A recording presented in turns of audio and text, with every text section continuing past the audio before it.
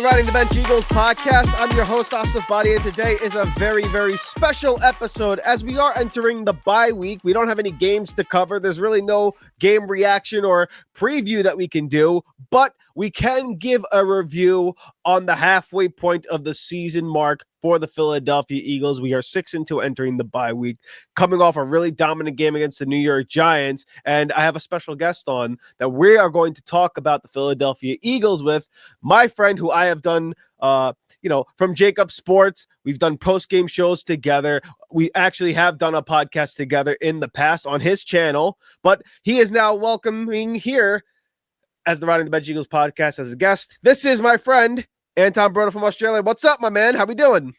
How's it going? Yeah, according to Xander, my name is the optimistic Aussie, according to most people. So, right.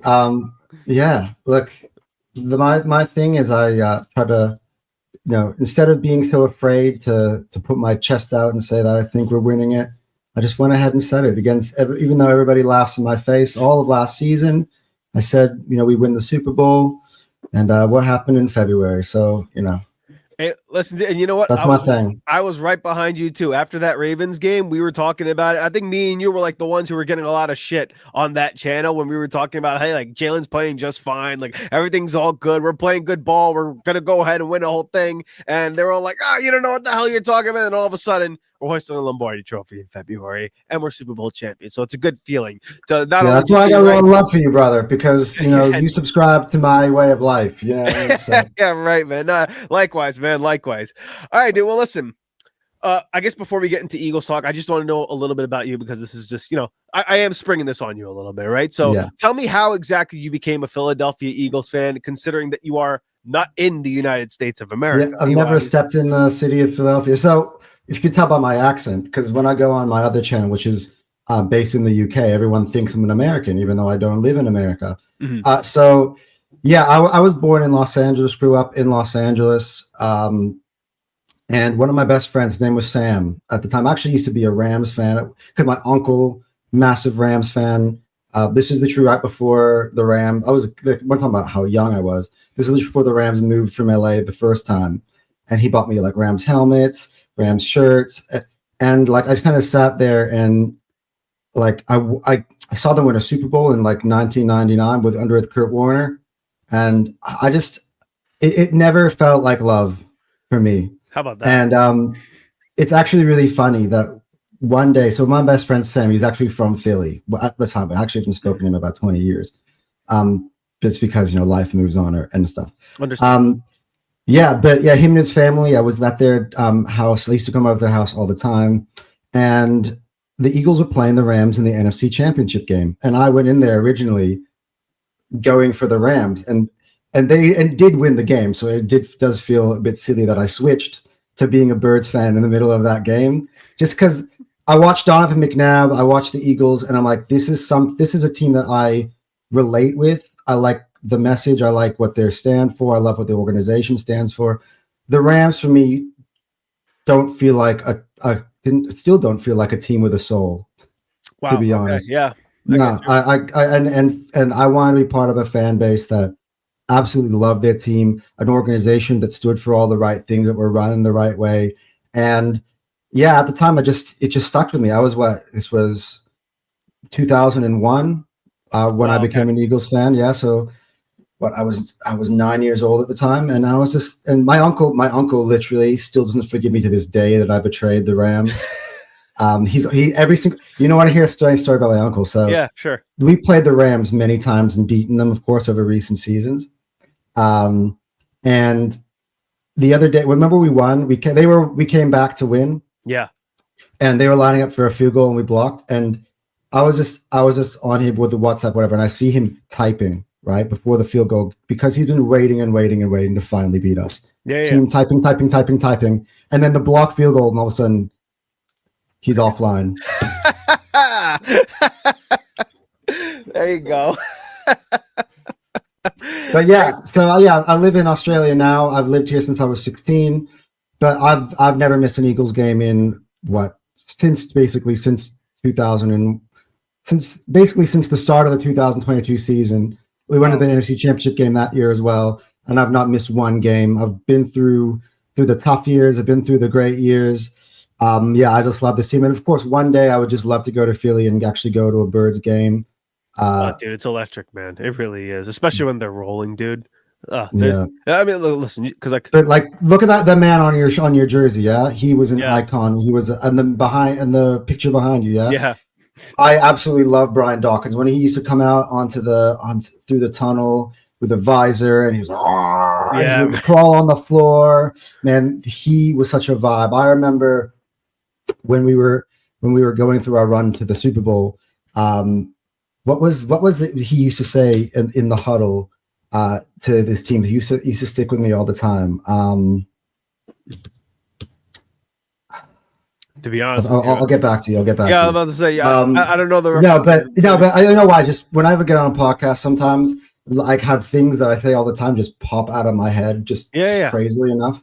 So I love that that Eagles team as well. It's a shame, by the way, that we never won a Super Bowl with Andy Reid on that team. I know, because so many of those players were so relatable. And I know Donovan gets a bad rap nowadays, but I thought he was a great. I mean, I thought he was a great role model for me. You know, he used to, one of my close friends. He had diabetes, and Donovan McNabb actually had a foundation that helped kids with diabetes. So did Dante Culpepper as well. And yeah, so he actually met my friend, met him, and he said, this guy is literally the most amazing person. And I wasn't surprised. So yeah, I actually don't like that Donovan gets such a bad, like, for instance, on Jacob, I feel like not a good word gets said about Donovan. Yeah, he gets a really bad rep based on how he left Philly and all that stuff. Like, yeah, but I think sometimes you're judging people based on things that you don't really know who they are as a person. And I know people who actually knew him and that said that he was amazing to be on person. He gave you his time. So I got nothing bad to say about Donovan. So that Eagles team, that was my childhood. Even though we had no wide receivers, we had Brian Westbrook in that team, Deuce Staley even beforehand, and some of those players in that defense, Hugh Douglas, Jeremiah Trotter. So I love to see his son playing for the Birds now. Yeah, absolutely. Sheldon Brown, Lito Shepard, Troy Vincent, who now is up in the NFL's executives. Yeah, just a great team, and we had some pretty shit ones in between. With a lot of random people that people will never remember their names, but also a lot of great ones like Shady McCoy, Deshaun Jackson. So absolutely, dude, that's awesome, dude. I love that you had that kind of upbringing for the Philadelphia Eagles. There's nothing like being a Philadelphia Eagles fan, man. That's awesome. That's good shit. It really is. All right, man. Well, are you ready to talk about some Birds, some modern day Birds? Let's get ready. The modern day Birds, by the way, are freaking phenomenal. So I'm more than happy to talk about that. They are. So you know what? Let's just get right into it. Halfway point of the year, week 9 entering the bye week. We're 6-2. What are your thoughts on the Philadelphia Eagles season thus far? Where do you think they rank amongst the teams in the NFL? Because it's been an up and down year for the Philadelphia Eagles, according to their fan base, and we've had a lot of just like trials and tribulations, but like we're 6-2 at the end of the day. You know what I mean? And yet everyone still feels like there's meat left on the bone. Where are you at in terms of the Philadelphia Eagles status amongst the NFL teams? I'm gonna sound very hyperbolic here, but I'm very man, let it fly, dude. If you're gonna go, let it fly. Okay, so to be honest, I don't pay attention as much to the rest of the league, but I do have watched, especially some of the teams that are meant to be our competitors. I pay attention to them. And I just have to say that there is a level of excellence and consistency that the Eagles have that no other team has. I actually feel like as long as we're got a really good position and our record is going to be decent, which it is, by the way, 6-2 is the exact same record we had after 8 games last season. Right. True. Very true. So, I'm very confident. I actually think that over the last couple of weeks, the Eagles have gotten better. We've actually added more strings to our bow, so to speak. Okay. And I think we're looking a lot more balanced and a lot more complete. And I actually think that having the 2 losses in retrospect, I think was good for us, especially the Giants one, because I think that was an eye opener because we've obviously, and look, with Nick Sirianni and Howie Roseman and Jeffrey Lurie in this organization, they have a formula for how they like to go about things, and they're very stubborn and they stick to that formula, which is, I think, something that frustrates a lot of Eagles fans. But there are also there's also a lot of people in our media, for instance, John McMullen, who swears by those things. So he will consistently kind of, I mean, on some days he sounds pessimistic. Like I thought he sounded very pessimistic heading into like the Vikings game, for instance. All of a sudden, like Johnny Mack, who's like so stable, is all of a sudden like, Yeah, right. But for me, those things are things that the Eagles should hold on to because it's created stability. This is what well-run organizations do. They have an ethos that they stick to, and it only breeds success. At the moment, I think the Eagles are as well positioned as anybody to go ahead and continue. Because I'll tell you this much, and we did a podcast in the offseason before the draft. Mm-hmm. And of course, it's a pivotal moment in the offseason because drafts basically shape your offseason. That's 50% basically of your roster turnover ends up being your draft picks. And free agency had finished, and of course, the free agency period didn't really have many real headliners in them. No game changers, and I felt like we sat going into the draft, and nobody had really done any potential moves that would close the gap on the Eagles. Nobody filled me with fear. There were a lot of names being thrown around of teams that people thought were good, and I just got to be honest. Like, I just sat there and I was like, I don't see it. Like, people kept telling me how, the Rams are going to be really scary. They're going to be a contender in the West. At the moment, Seattle's looking better than the Rams, in my opinion. Wow. For instance, like I'm actually a bit more afraid of Seattle. Like, for instance, if you had to go on the road, which I don't think we will have to, but if we had to go on the road to Seattle in a playoff game, that fills me with more fear because of our record there than going to LA where we always win. Huh. So, but anyway, I like, for instance, you see the Ravens. The Ravens are actually probably the team that I had at the start of the season. I thought their roster construction was better than everybody else. Mm-hmm. Obviously, Lamar Jackson has injury issues, but that thing has completely fallen off the map. Yeah, man, really has. So I think that's a huge part because I thought the Ravens, given that the Chiefs have declined, I thought that was our obvious biggest threat if we were to make it to the Super Bowl. That's no longer there. Buffalo would be an interesting challenge for us, but I'm pretty confident in this team. I think there's a gap between the Eagles and the rest of the NFL, and they all failed, to be honest, to be able to close that gap. And that tends to be the job of all the other 31 general managers in the NFL, is to try to close the gap with the current champions. And one thing that people really don't take in consideration when they talk about some of our slow starts is that we are the champions. We do have a target on our back.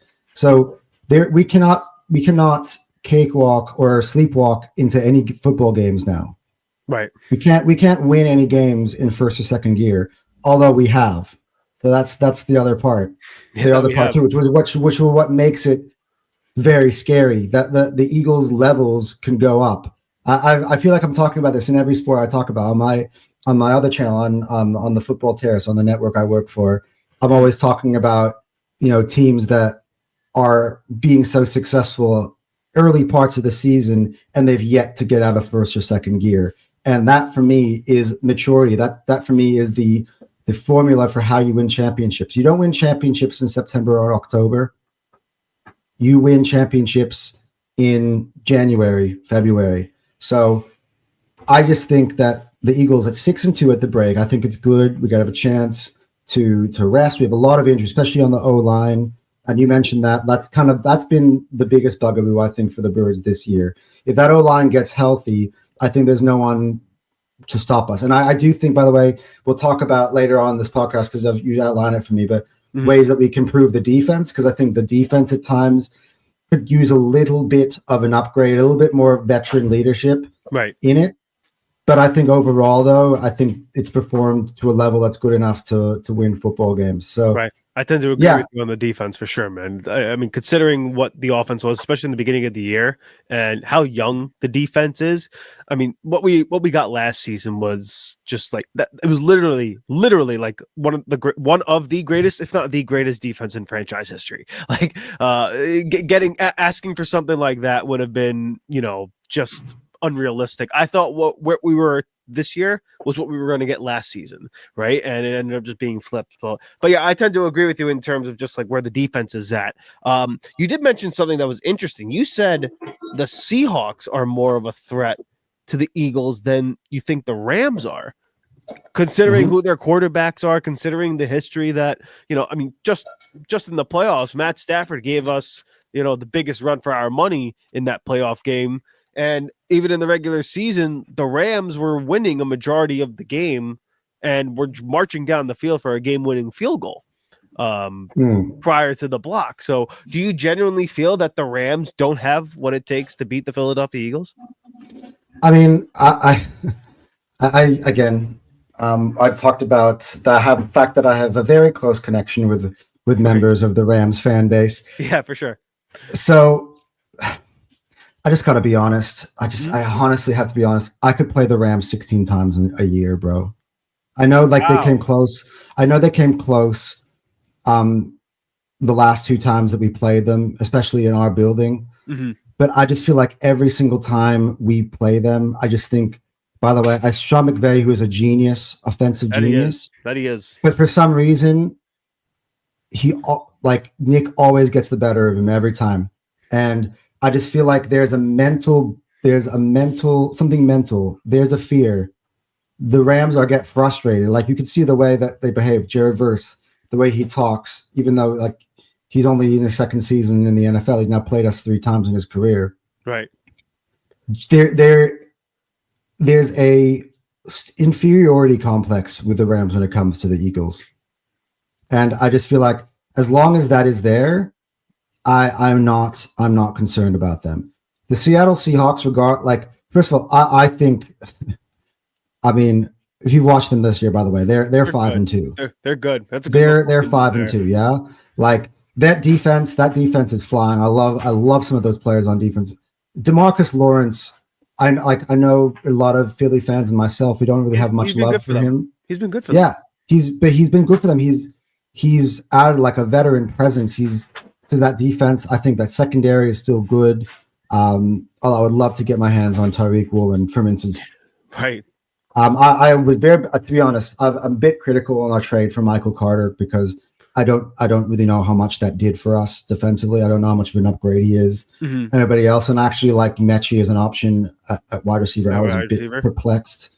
I thought that I saw a lot of rumors that we were going to go for Tariq Woolen, and I was like, by the way, at the same time, I'm like, why would Seattle trade him?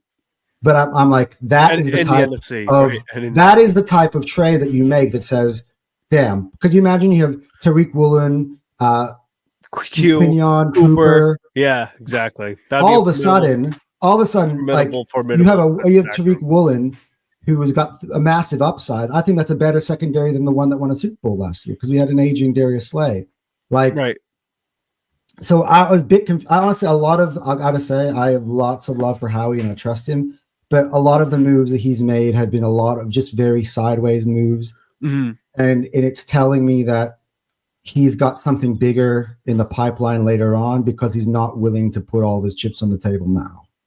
It's fair. But we'll talk about later if potentially maybe he was willing to do such a thing in the immediate future. We'll see. But yeah, I love what Seattle have got. I know Sam Darnold, by what comes under a lot of shit, people say like, when he goes under the lights, the pressure will get to Sam Darnold. That's kind of I know a lot of people say, but you know what?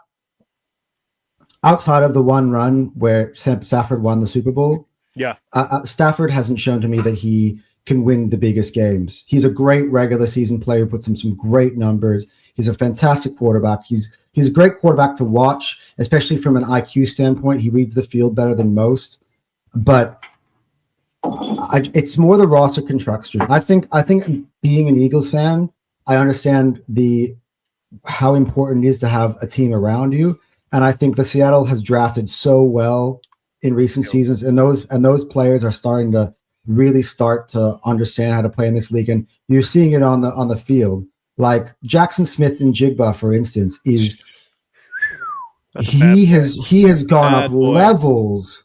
They got rid of DK Metcalf and Tyler Lockett for a reason. They felt comfortable doing that. Yeah. Because JSN is now one of the best.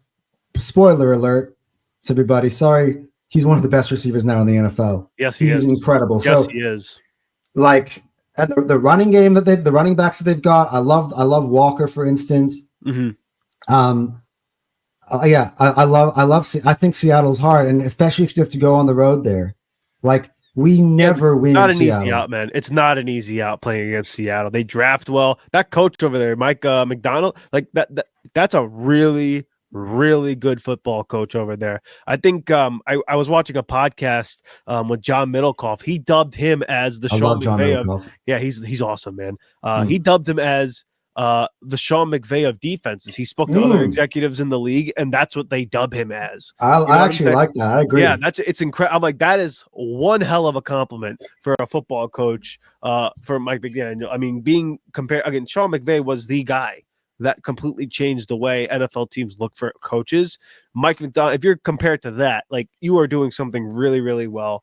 And yeah, like you said, man, they draft really well. They got a young, good football team over there. JSN's a monster. And that, in fair point, like it's not going to be a tough. It's not going to be an easy out to play against Seattle, especially if you have to go on the road. That 12th man over there is for real. But yeah, that's really interesting, man, because I dubbed the Rams as someone that could be. I know you did. I did. I really do. And I told you at the time we had an argument on my podcast. Yeah, I told you at the time I didn't buy it. And look, the Rams have had a phenomenal season as well. They're 5-2. Okay, I don't want to say that the Rams are not a good football team and they're not a contender for the. Yeah, NFC, I don't think that's what you're saying either. You're just saying. I'm just saying in terms of an Eagles standpoint. Yeah, 100%. Yeah. I got you. Yeah, because yeah, I mean, again, because like I hear your perspective, because like every time you think they're gonna win the game, they somehow find a way to lose the game against the Philadelphia Eagles. But at the same time, not even the Kansas City Chiefs have played the Philadelphia Eagles as tough as the Los Angeles Rams. Yeah. You know what I'm saying? Like, I feel like I don't know, maybe it is a bias. I don't know what it is, but this is kind of the way I feel, though, right? Yeah, for sure. They had us dead in the water. They did. They had us dead in the water, and they still have this inferiority complex. It's like sometimes when you get there and you don't really believe, you're like, holy shit, we are this far up. Right. And all of a sudden, like, all I got to do is put it together a good or two drives, stop them on defense a few times, get a few stops. And all of a sudden the doubt starts to creep in. And that's the edge I feel like we have over them. They're at this point, they're like, damn it, in the playoffs last year, we came so close. All we needed to do was pick up a first down. And then, Jalen Carter comes in, sacks, that's all she wrote. This time they're like, by the way, not just once, twice that we blocked the field goals. Either of those would have won it for them. Like I put them in a strong position because the first one, you froze out for a little bit. Oh, my fault. The first one obviously led us to be able to put together that touchdown that give us the lead, and the second one obviously closed out the game, and we turned that one into a touchdown too. So like for them, it's like, what the hell do we need to do? And I reckon the next time we play them, we'll wipe the floor with them because they are so I feel like they've given up mentally on the idea of being able to beat us. It would be a great test of their mental fortitude if they were to have to play us in the postseason. It would be a great test of their mental fortitude because this is kind of one thing I'm very surprised that a lot of Philadelphia Eagles fans have disagreed with me on this point. Mm-hmm. But winning the Super Bowl, the fact that this team has won the Super Bowl is so invaluable. In other sports, people talk about, in NBA, for instance, people talk about, the teams that have gotten it over the line, who have done it, how that is such a mental edge, how you have to kind of prove to others that you're capable of doing it, no matter how talented they are. People find it hard to back against the side that's got the most success, been there, done that. Last year when we played Kansas City, I know we beat them, But what was the narrative going into that Super Bowl? They Well, had Patrick Mahomes and Andy Reid, man, have been here so many times. I can't go against the Chiefs. Why are we not using the same logic with the Birds? Like, because we've been to 2 Super Bowls under Nick Sirianni, 2 out of 3 years, which is, by the way, why I have completely given up on any idea of firing Nick Sirianni or giving up on Nick Sirianni whatsoever. Right. I think sometimes people need to come to the realization that he is a great coach. I think some of the narratives that spoke about, especially in Philly media, are just honestly do him a disservice. They're like this team. This is one of the reasons why I'm so impressed by this team, is considering the nonsense that gets spoken about them, despite their constant success. Like, think about it. In about a year, we've lost 2 football games in a year. 3. One of them without Jalen Hurts was against Washington, right? Right. But Jalen Hurts has lost 2 football games in the space of 365 days. Plus. Add a month to that as well. That's pretty crazy when you put it in that context. Almost 400 days. We have lost 2 football games in 400 days. Wow. With Jalen Hurts a quarterback. So yeah. Wow. And just a few weeks ago, they were talking about potentially benching the guy for Tanner McKee. You know what I mean? See, I'm like this. There was one guy who came on after the Giants game. I don't want to single him out. I think his name is Underdog. He's great. He's great when he is great, but he came on with Xander. He spoke for about an hour and just talking about doom and gloom and how the Eagles made a mistake drafting Jalen Hurts. It was the biggest mistake the franchise ever made. And I'm like, so wait, how could you consider that a mistake to draft the eventual Super Bowl MVP of one of the most dominant Super Bowl sides ever? Right. Like, I just the people, he's not a good quarterback, blah, blah, blah, blah, blah, blah. I'm like, I'm done with that, bro. He doesn't need to prove me anything. Right. And this is the thing about me that people don't really get, right? Because if the team is not good and the team is not reaching a standard, I will tell you that too. I'm very real. It just so happens, and it happens to be with on the other sports as well, which is why I sound like a positive fan. For when I'm talking about all my other teams, it just so happens that I'm living in these glory days where all my teams are at the top of the tree. Right. And I've got nothing bad to say about them. And my job now, when they're that good, is to dispel misinformation that people like to make about your team to try to bring you down. Because I'll tell you this much. This is why when I say that Birds fan, this is what frustrates me when I hear the negativity, which is like the national media. I got to tell you, all the other fans in the NFL hate our guts. They are waiting. They are waiting in the wings for us to drop off or for us to show any period where we're not playing well, so that they can all of a sudden dump on us. Dude, you saw it in 23. You saw it in 23 after the slide. Right. But it is our job when we are good, when we are bad, call it out. Look, obviously, look for room for improvement. Obviously, always. I think I always have this thing like no other team can talk shit about my team. My own fans can, because we watch the team and we're just trying to it's coming from a place of good love. But sometimes when it's hyperbolic negativity and it doesn't even make sense with the reality that I'm watching, then I don't have time for it. Like, when you achieve something, that stuff is important. That stuff needs to be noted, and that stuff all goes on your CV. It needs to strengthen your belief. Like, sometimes I feel like I need our fans to behave like a champion fan base. Have confidence in your team, in the results that they've shown you. And so that's my thing. When the Eagles fans criticize, especially very publicly, the team and say stuff like Jalen Hurts needs to get benched, all you're doing is giving material for national media. And by the way, national media in America is nowhere near as bad as in some other countries, by the way. In some other countries, it's actually a joke. Wow. But but you're giving them material. So you're giving them confirmation. You're literally letting them say, even Eagles fans think Jalen Hurts isn't that good. And I don't want to ever sign my name to that. Right. You get what I'm saying? So yeah, that's just sort of how I feel. No, and that's a fair point. And it brings us to a nice transition because let's talk about Jalen Hurts. You know, like we said just a few weeks ago, the fan base was calling for him to be benched in some segments of the fan base. But again, he's led us to a 6-2 record. He is having a year where he's thrown for damn near 1,700 yards. He has 20 touchdowns total, 1 interception on the year. His completion percentage is really high. And he just came off a game or 2 weeks of games where he's thrown 7 touchdowns, no interceptions.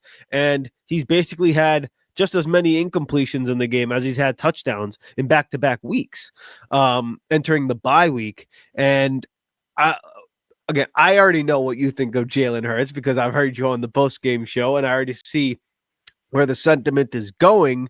But what do you think of Hurts, number one, amongst the other quarterbacks in the league and just in general? And also, do you believe that there's anything different about Jalen Hurts this year versus in years past? I will answer the second one first because I think the next one has got a lot of meat to the bone. Okay, fair enough. I think that Jalen Hurts, I think he's actually has a really great platform here, considering that he has now won the Super Bowl, not necessarily playing his best. Like, what's one thing that I love about Jalen Hurts is that he never lets anybody box him in.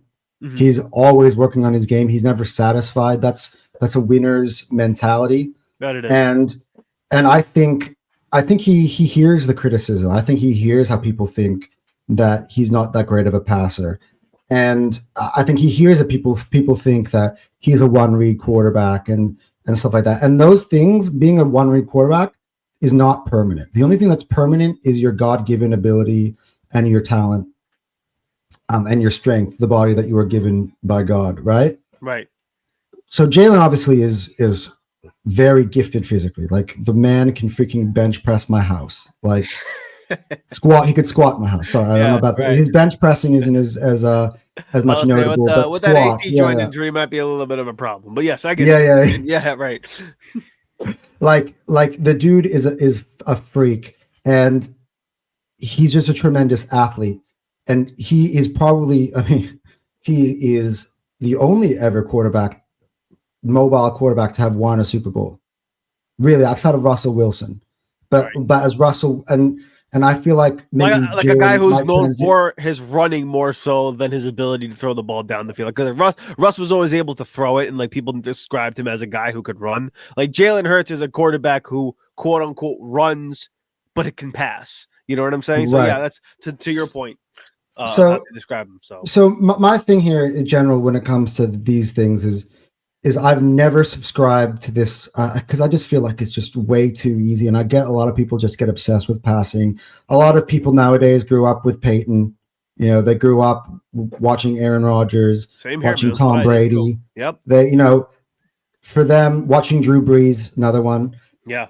A lot of them just think, that in order to win, you need to be a great passer. And of course, being a great passer is incredibly important.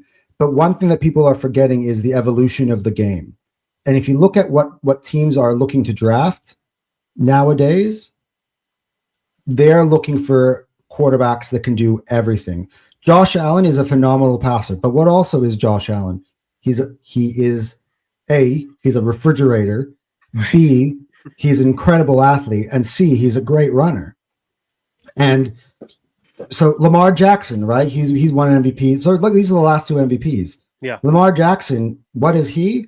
Electric runner, an incredible athlete. Mm-hmm. Look at some of the players that we picked number one overall in recent seasons. Those guys are dual threat quarterbacks. Like, look at Jaden Daniels. Right. Dual threat quarterback.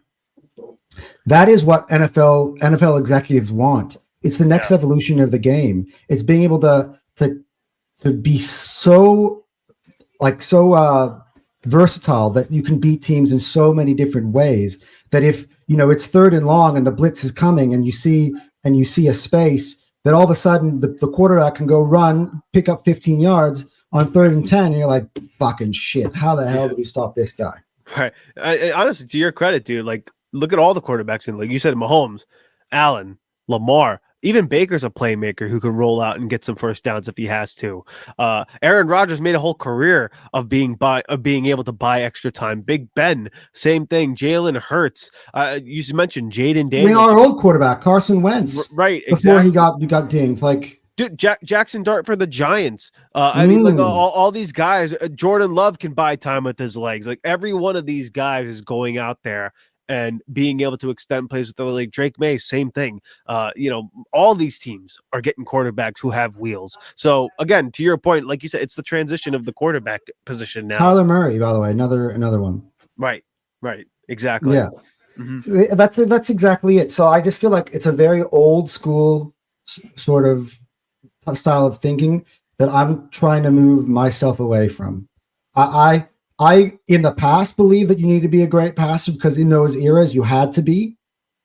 But in this current era, especially with the type of defenses that teams are playing as well, it's a lot more. There's a lot more zone nowadays in the NFL, right? And when you have a running quarterback, you can exploit that because that will leave you areas to beat teams on the ground, not necessarily with your running back, but with your quarterback.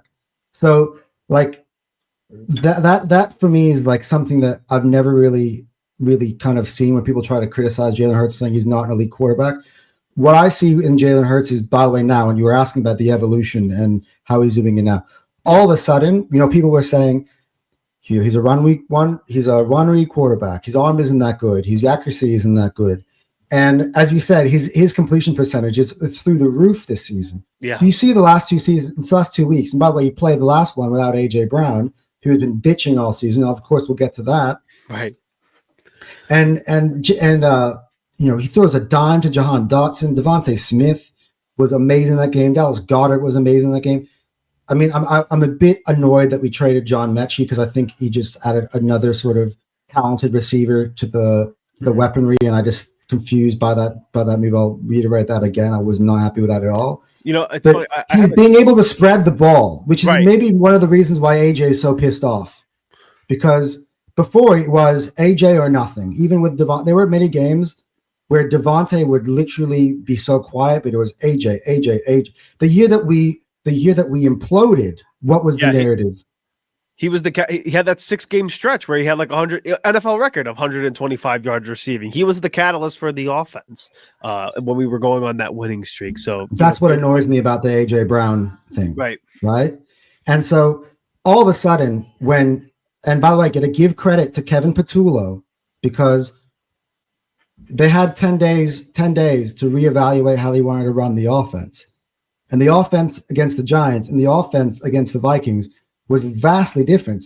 They noticed the weakness in the Vikings secondary, and they were like, "Oh, we're gonna go air it out. Jalen Hurts, we're gonna go for 300 something yards because we've exploited their biggest weakness on the back end." That's something that Patullo was not doing earlier on the season, which is like, we've got this one structure of an offense. We're gonna go through it regardless of the opponent, ride or die, and that was what was annoying me about Patullo. It was annoys me about Nick Sirianni in general, which is why, I felt like our greatest success was with coordinators that we brought in externally. Right. I mean, I don't know. We can say Shane Steichen because he was brought in alongside me. Yeah, no, but like when he's not involved in the offense, or when they're not directly hands-on involved in the offense, and they let the coordinator kind of do their thing, you see a little bit more nuance, right? Which I think this is, by the way, saved Patullo. Because Patullo himself, I don't know if it was in coaches' meetings and other coaches kind of came to him and were like, "Hey, we've got some ideas and maybe things you can kind of do with the offense." But Patullo himself, I think, has finally been like, "You know what, man? I'm an offensive mind myself. I'm going to write a playbook that I feel is good, that works well for what I've got, that exploits the weakness of others." And you saw that right away with Minnesota, and Jalen Hurts was able to execute it. This is the thing that's annoyed me, right? Jalen Hurts has never been a bad passer. Last year, that kept being the thing. Saquon Barkley was on a historic. If he played the last game of the season against these very same Giants, he would have broken the record. Yep. 100%. And then he continued to do it in the playoffs until, of course, we got to the biggest game of the season. And what happened? What did we do in the biggest game of all? Once again, Jalen Hurts absolutely destroyed Kansas City, pants them to the point where they gave up. And I know that this quarterback is somebody who's got this ability in him. We've seen it time and time again. And then this is the trap that you get stuck into. Let's take a look at the stat sheet. Oh, Jalen Hurts threw for 103. Jalen Hurts threw for. It's like that's not on Jalen. That's on the plan of the coaching staff. They rode Saquon Barkley. Teams couldn't stop Saquon Barkley. So why the hell would we go away from something that was working? I always knew that you could turn to Jalen. Jalen has always had this in his locker. This is why I've never gone out and said, "Oh, he's a terrible passer," and he's a winner, and that's the most important thing. And yes, I will say this now. We'll transition to the second half of your question. Yeah, sure. I think he's actually the best quarterback in the NFL, and this is not just. I just thought about this, and I wanted to say this right away. Yeah. This is over 2 years of watching everybody play. Being the greatest, what it made Tom Brady the greatest quarterback? Tom Brady never had the best stats, right? But Tom Brady, when it came to winning time, I wouldn't pick anybody else over him if I must win this game to save the planet. And I go back to that point that I just said, where Jalen Hurts has lost 2 football games in 400 days. It happened to be in a span of like 4 days. So can you imagine if you remove those 4 days? Yeah, right. Out of the 365 that are in the year, 360 of them are basically him winning the damn game. That's what I'm saying. Yeah. He's shown that he can lead the gang and win the Super Bowl. And this passing thing is ridiculous because he wins the game through his legs. People thought he was having a bad postseason. If I recall correctly, against Los Angeles Rams, he made like a 30+ yard touchdown run to open up that ball game. Yep.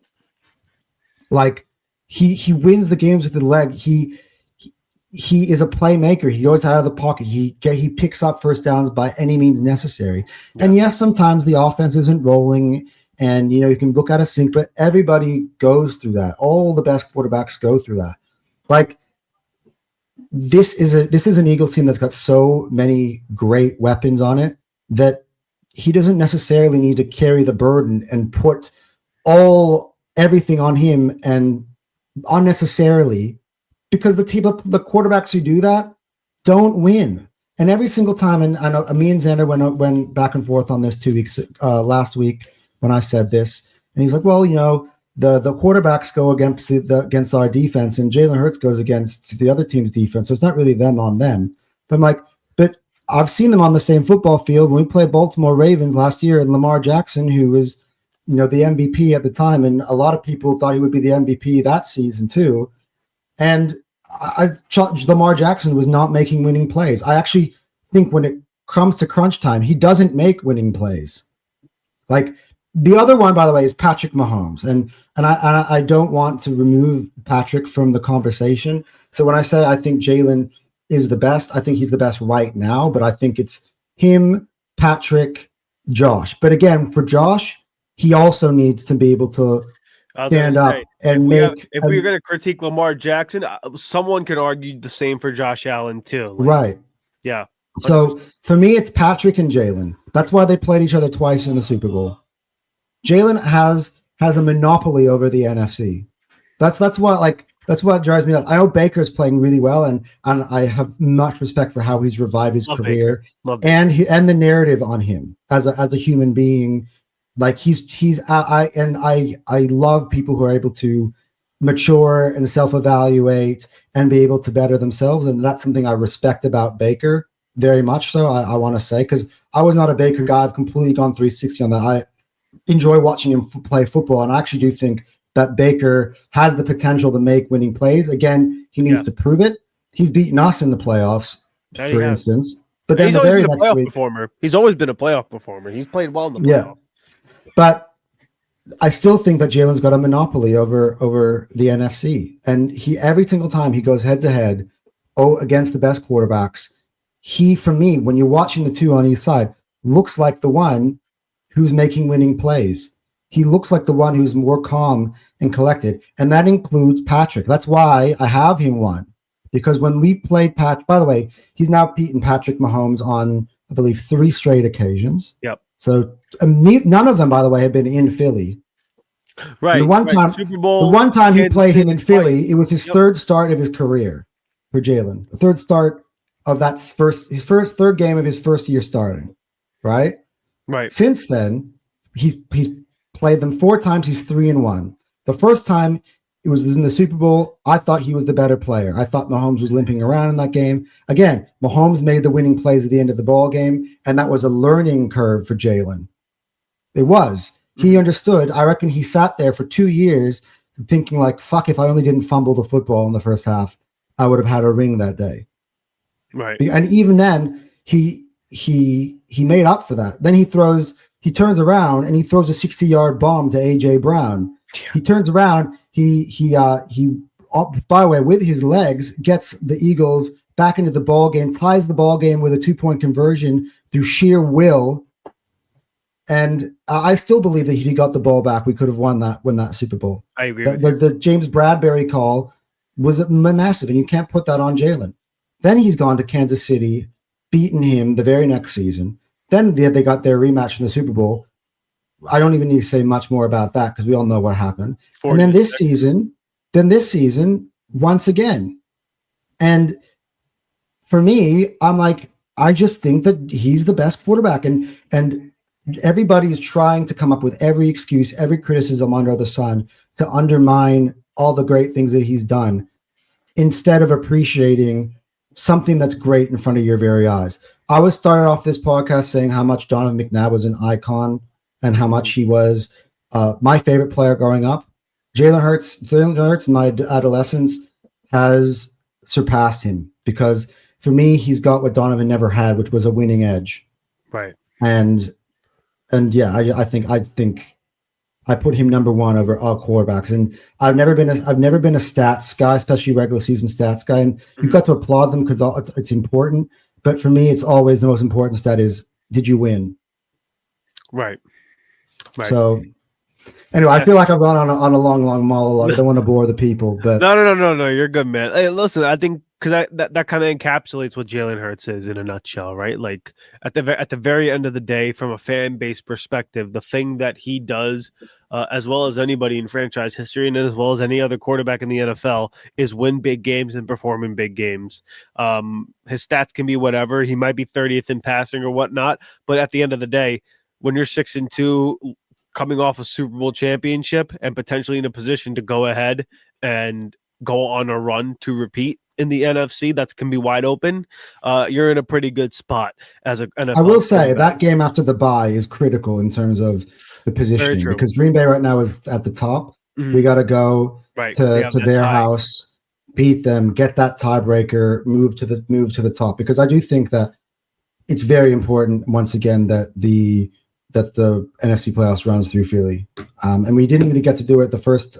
We did, but we didn't have the first seed last year. I would like to, without relying on any other results this year, have it this time around. So, yeah, fair enough.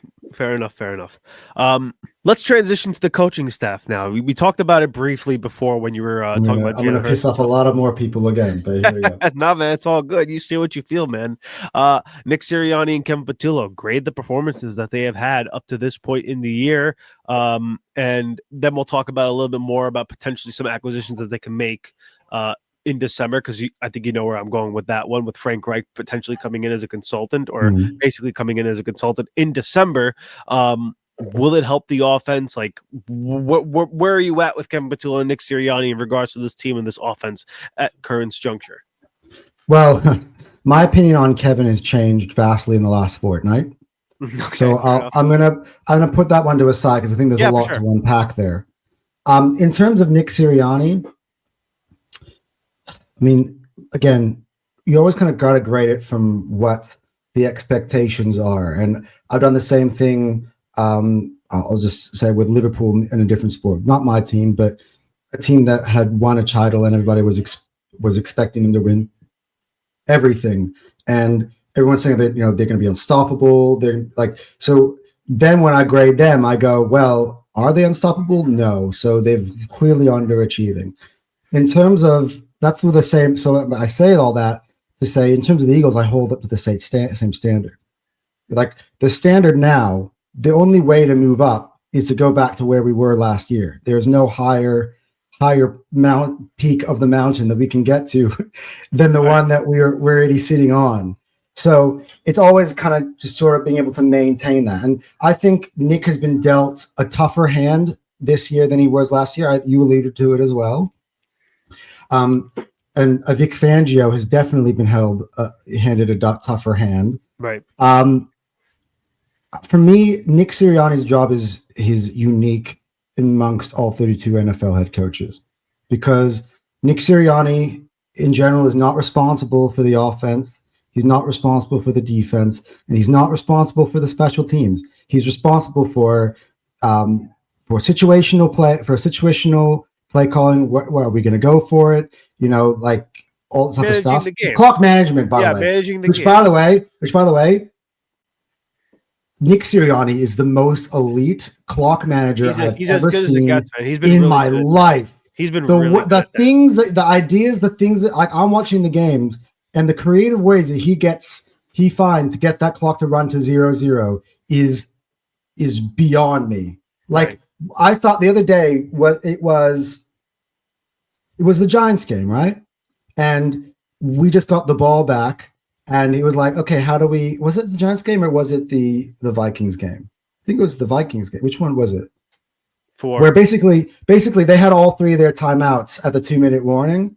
He basically got them to use them all on first to third down and had about 40 something seconds on fourth down and went for it on fourth down and was able to like get the clock to run all the way down. And I'm like, yeah. You left them no time to even make a drive at that point, right? That's insane. I forget which one. It was one of the last two games. It was either the Giants game or the Minnesota game. If you remember which one that was, I'll be honest with you, I can't recall that exact moment. It must have been the Minnesota game because the Giants game. It probably was because the Giants game was the blowout. If I had to take a guess, it was probably the Minnesota game. Yeah, I'm gonna say it was the Minnesota game. But like, yeah, his ability to run, and this goes back to like the last season. Like his ability to use the clock is the best I've ever seen, at least an Eagles coach. I'm not going to make, right. all the coaches that we've had in the past have had issues in history. Yeah. But Andy Reid has massive issues with that. I reckon that still does to a degree. Yeah. Yeah. So I think that what he does, like, but his aggressiveness and going for it in certain spots, I think that the push, like, not being spoken about enough, because honestly, I think that was his brainchild alone. And and here's the truth about the push, right? And again, I'll bring another soccer analogy because I've actually used it in the reverse. Sure. Arsenal's corner kicks, if you guys doesn't watch the Premier League, Arsenal set pieces, they've scored like 60% from set pieces rather than with the ball to feet and open play. And it frustrates life at anybody because they've got the best free kick taker and the best free kick score or corner kick scorer, like header of the ball in the game, both in the same team.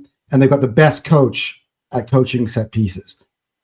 What Nick Sirianni does on the flip side is he's got the best O-line in football. He's got the strongest upper body quarterback in football, and he's got the best O-line coach in football. And so therefore he knows he's able to create a play that's unstoppable. The only reason people don't like Arsenal's corner kicks and people don't like the push is because there's no answer to it. And people try to copy it, they try to emulate it, and they can't figure out how to do it. And it frustrates the life out of them. Mm-hmm. And as competitors, you're like, how the hell do I find a way to get rid of this? The only time that the media and stuff start kicking and screaming about things is when they know that a team is doing something that is an outlier, that you're uncomfortable with, that's getting results. People want to see the best teams win in ways that they feel familiar with. When somebody does something that's outside of the box, it drives them nuts. And that's why I think Nick Sirianni is an elite coach. He's an innovator. He's done things differently to the things that he's done, like that he's had the responsibility for. Because again, he's got one of the best defensive coordinators in the game, right? He's got, by the way, a rookie OC who's starting to find his feet. And last year he had a great OC himself in Kellen Moore, of course. But in the things that he's responsible for doing, he does it better than anybody, I think, in terms of situationally, what are we going to do in the play calling? What are we going to do in terms of the clock management? And what are we going to do in terms of where we're going to place my timeouts? All that stuff. That's what he's in charge of. And the most important thing, of course, is motivating the team and having a team that loves to play for him, team that believes in him. And here's the truth. No matter what the media or what anybody says, listen to the players. Listen to the players who come to Philly who want to play for Philly.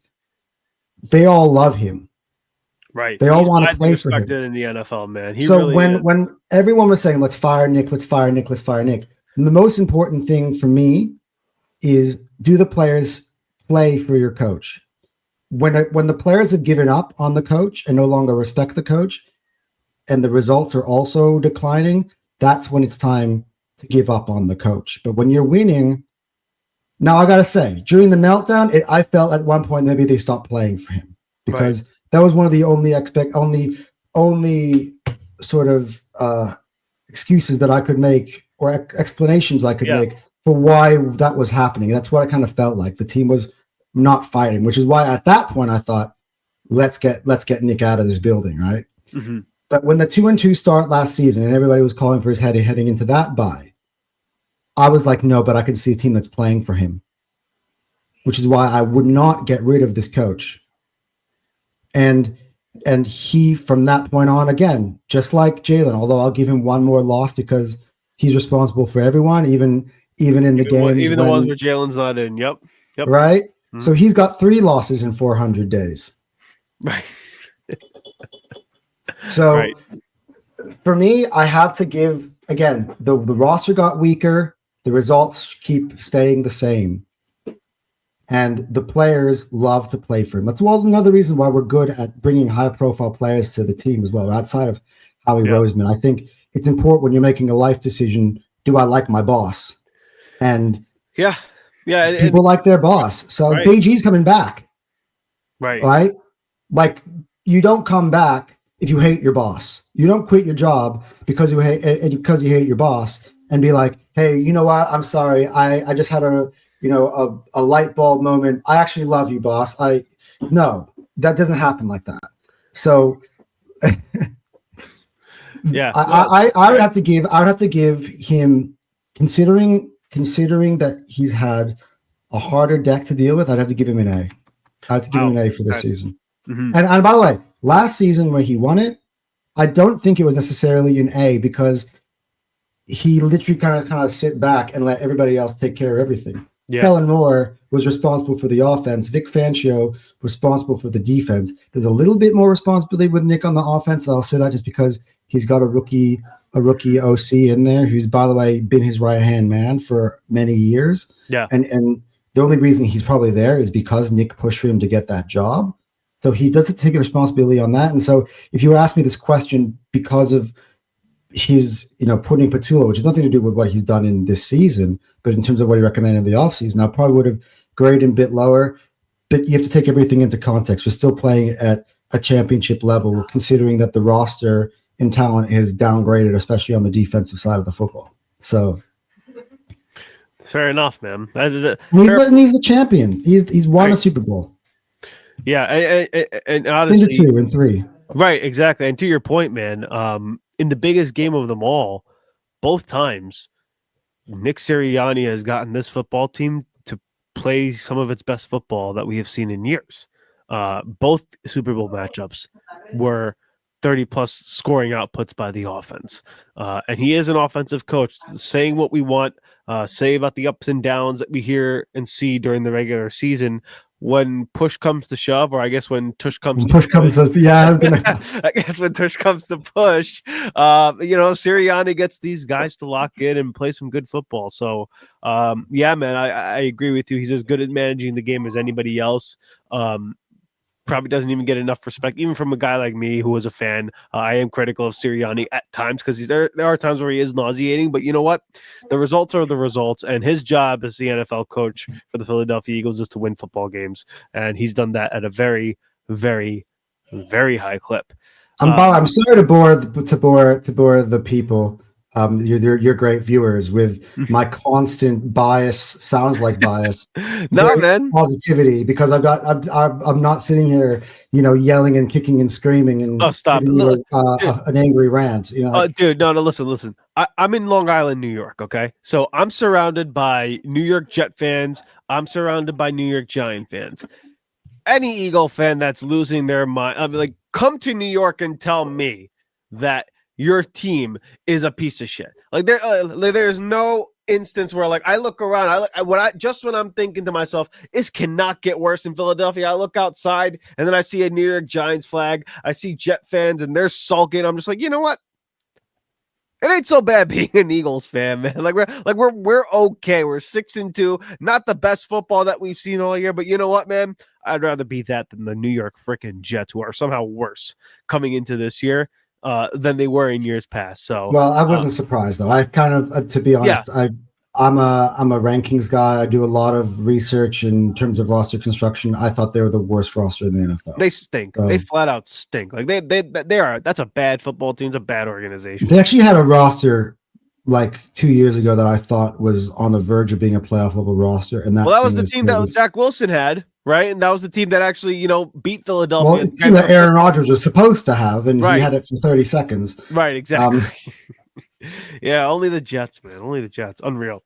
All right, so again, we got your take on Sirianni. I guess a quick synopsis of Kevin Patullo. You said he's kind of changed your mind on the year thus far. Give me your thoughts on what he's done from the beginning of the year to now, what you think he could do going forward, and also touch on a little bit about potentially Frank Reich coming into the building by December's time as a consultant going into the playoffs. Yeah, so my thing on Kevin Patullo, and of course on the podcast we did back on my channel, was during the off season and who we had just appointed him, and I had my concerns. I told you on that day, every time that the Eagles hire OCs from internal in-house, it never goes right. And what part of the reasons why it never goes right is because some of these guys are very smart football guys, and they're very good in the roles they were doing. Brian Johnson was a great, quarterbacks coach. I still think he's doing a good job with Washington. Look at way Jaden Daniels is performing. That has a lot to go down with Brian Johnson. I think that Jaden Daniels is probably top three or four, I'd say now in the NFC. And by the way, he's in year 2. Yeah he's excellent. So yeah, Brian Johnson is a quarterback coach, incredible quarterbacks coach. But then when you're putting him in the OC position, I know it sounds like you want to have progression in your job, but then it left you kind of a hole in the quarterback coach because you all of a sudden downgrading the quarterback coach, and you've given a first time OC in the league. It's a lot. It's a lot of egos. There many want the ball. There are different ways you have to kind of figure out everything. You have to be the leader. You have to lead the room there. And sometimes just, it's a lot of pressure, especially in Philly. Every single year, the OC is the scapegoat, even when we're winning. Yeah. Like that, and that's kind of what I was saying to Xander, which is like, man, how many OCs are we going to keep going through with Jalen Hurts? Like, are we just going to keep every year, let's get rid of the OC. Let's get rid of the OC. That's what shit do. Yeah, dude. I think in 12 years, I think he's had 10 offensive coordinators in like the past 12 years. Yeah. Going from college to pro. And Colin Cowherd says this, which is what, like, and by the way, Colin Cowherd for me is the GOAT of sports talk. He's goated, man. I literally, my boss on the football terrace, Terry Fleurs, me and him spoke about it. He's from England and he runs his own, of course, YouTube channel who I work for. Right. He is like the British Colin Cowherd. And he was telling me, he's like, I don't know a jack shit about American sports, but I sat there and I listened to this guy talk for hours and hours. I've watched about I've watched like about 100 plus the herds without understanding the context of what he's speaking about. Unbelievable. Just to listen to his delivery, how he's able to use use satire at times, Yeah. be able to use critical, change his tone, then to be able to praise you at times, be balanced. He's as good as it gets, dude. He really is, is, and be man. comfortable behind the mic. He is the GOAT, right? And that's somebody who I also look up to as well, being in sports media now, right? Yeah. But one thing he said is like the Eagles switching OCs every single year is the behavior of dumpster fire organizations. Right. And somehow the Eagles do dumpster fire organization decisions and yet are still the best run organization in football. How does that work? And I've heard him say that 3 or 4 times. Yeah. And that's kind of how I feel about the offensive coordinator. I didn't like the decision, but now that the decision has been made, you kind of had to back it.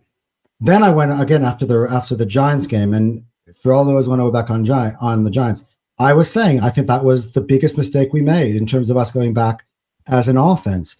We had a Super Bowl winning offense with the best talent. Why don't we just go ahead, go outside of the building, get a savant of offense, an offensive genius, and let him go to work with this team? Like, imagine like, I'm trying to think of a great offensive coordinator that's out there. I mean, most of them are just hired already. But for an example, let's say you got a Ben Johnson, who I thought is a phenomenal. I mean, now he's the head coach of the Bears, but he was a phenomenal offensive mind. Can you imagine if Ben Johnson was the offensive coordinator of the Eagles offense? Right. That brain with that talent would be unstoppable. That's the thing that annoyed me a little bit about this decision, which is like, Howie, Nick, you have a chance here now. Kellen was good, but Kellen was not elite OC.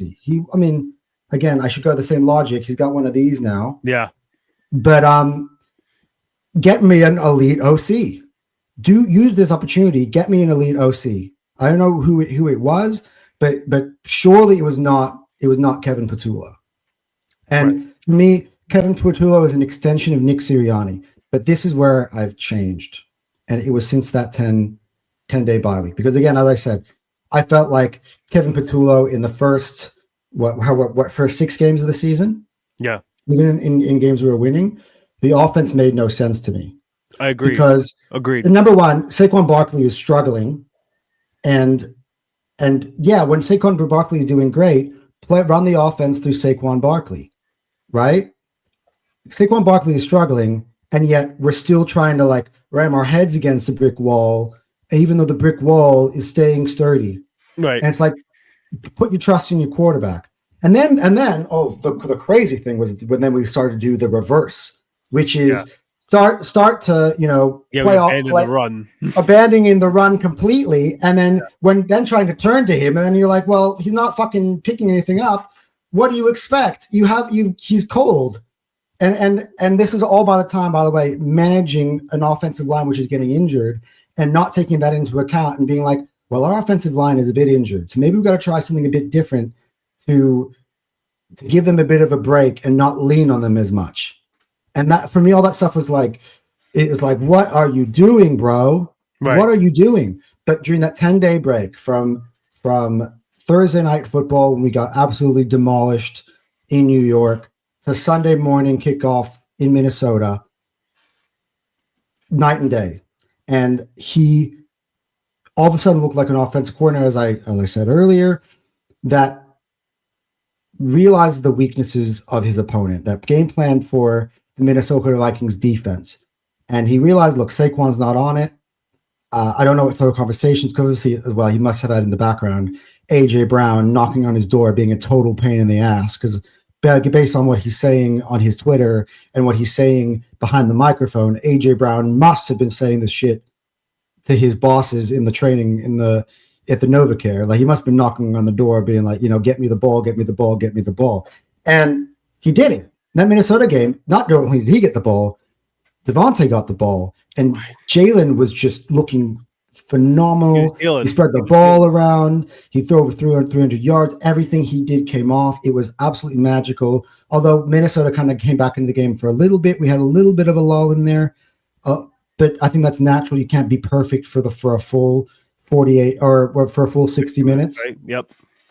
But I thought that was I think he evolved. I don't know what happened behind the scenes, and to be honest, I've stopped listening to the rumors that we talk about in the Philly media and the shit that some people say. They start making up stories about stuff that goes on behind the scenes, which you don't know whether it's true or false. I can only go based on what I'm seeing on the field.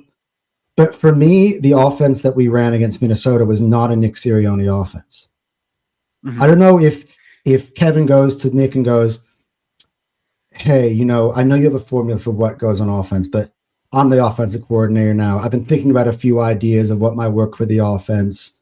Can you let me run with it? And I think to Nick's credit, obviously he did. Mm-hmm. That's why I got to give Nick Sirianni a lot of credit for it. And I feel like Kevin Patullo now is showing you how he believes offense needs to be run as an individual rather than as an employee of someone else. Right. He's not an extension of Nick. He's showing you like, you know what, I got this OC job. If everybody's gonna be on my ass because I'm running the offense that you want me to run, I'm gonna be in the unemployment if I'm gonna get shit from the fan base, let it be because of my own bullshit, not necessarily the bullshit from someone else that they're giving me. Right? Yeah, I get you. I hear you. Yeah. And in the last 2 weeks, Minnesota and then the Giants, this very same team that pantsed us, embarrassed us as our worst defeat in 2 years, really since the meltdown. I'd say since Tampa Bay, but Tampa Bay had plenty of exclusives. He had injuries. I know New York, of course, Jalen Carter was injured, but on the offense, Jalen Carter doesn't play on the offense, so that's got nothing to do with it was the worst loss we've had in a few years, 100%. Right. Yeah.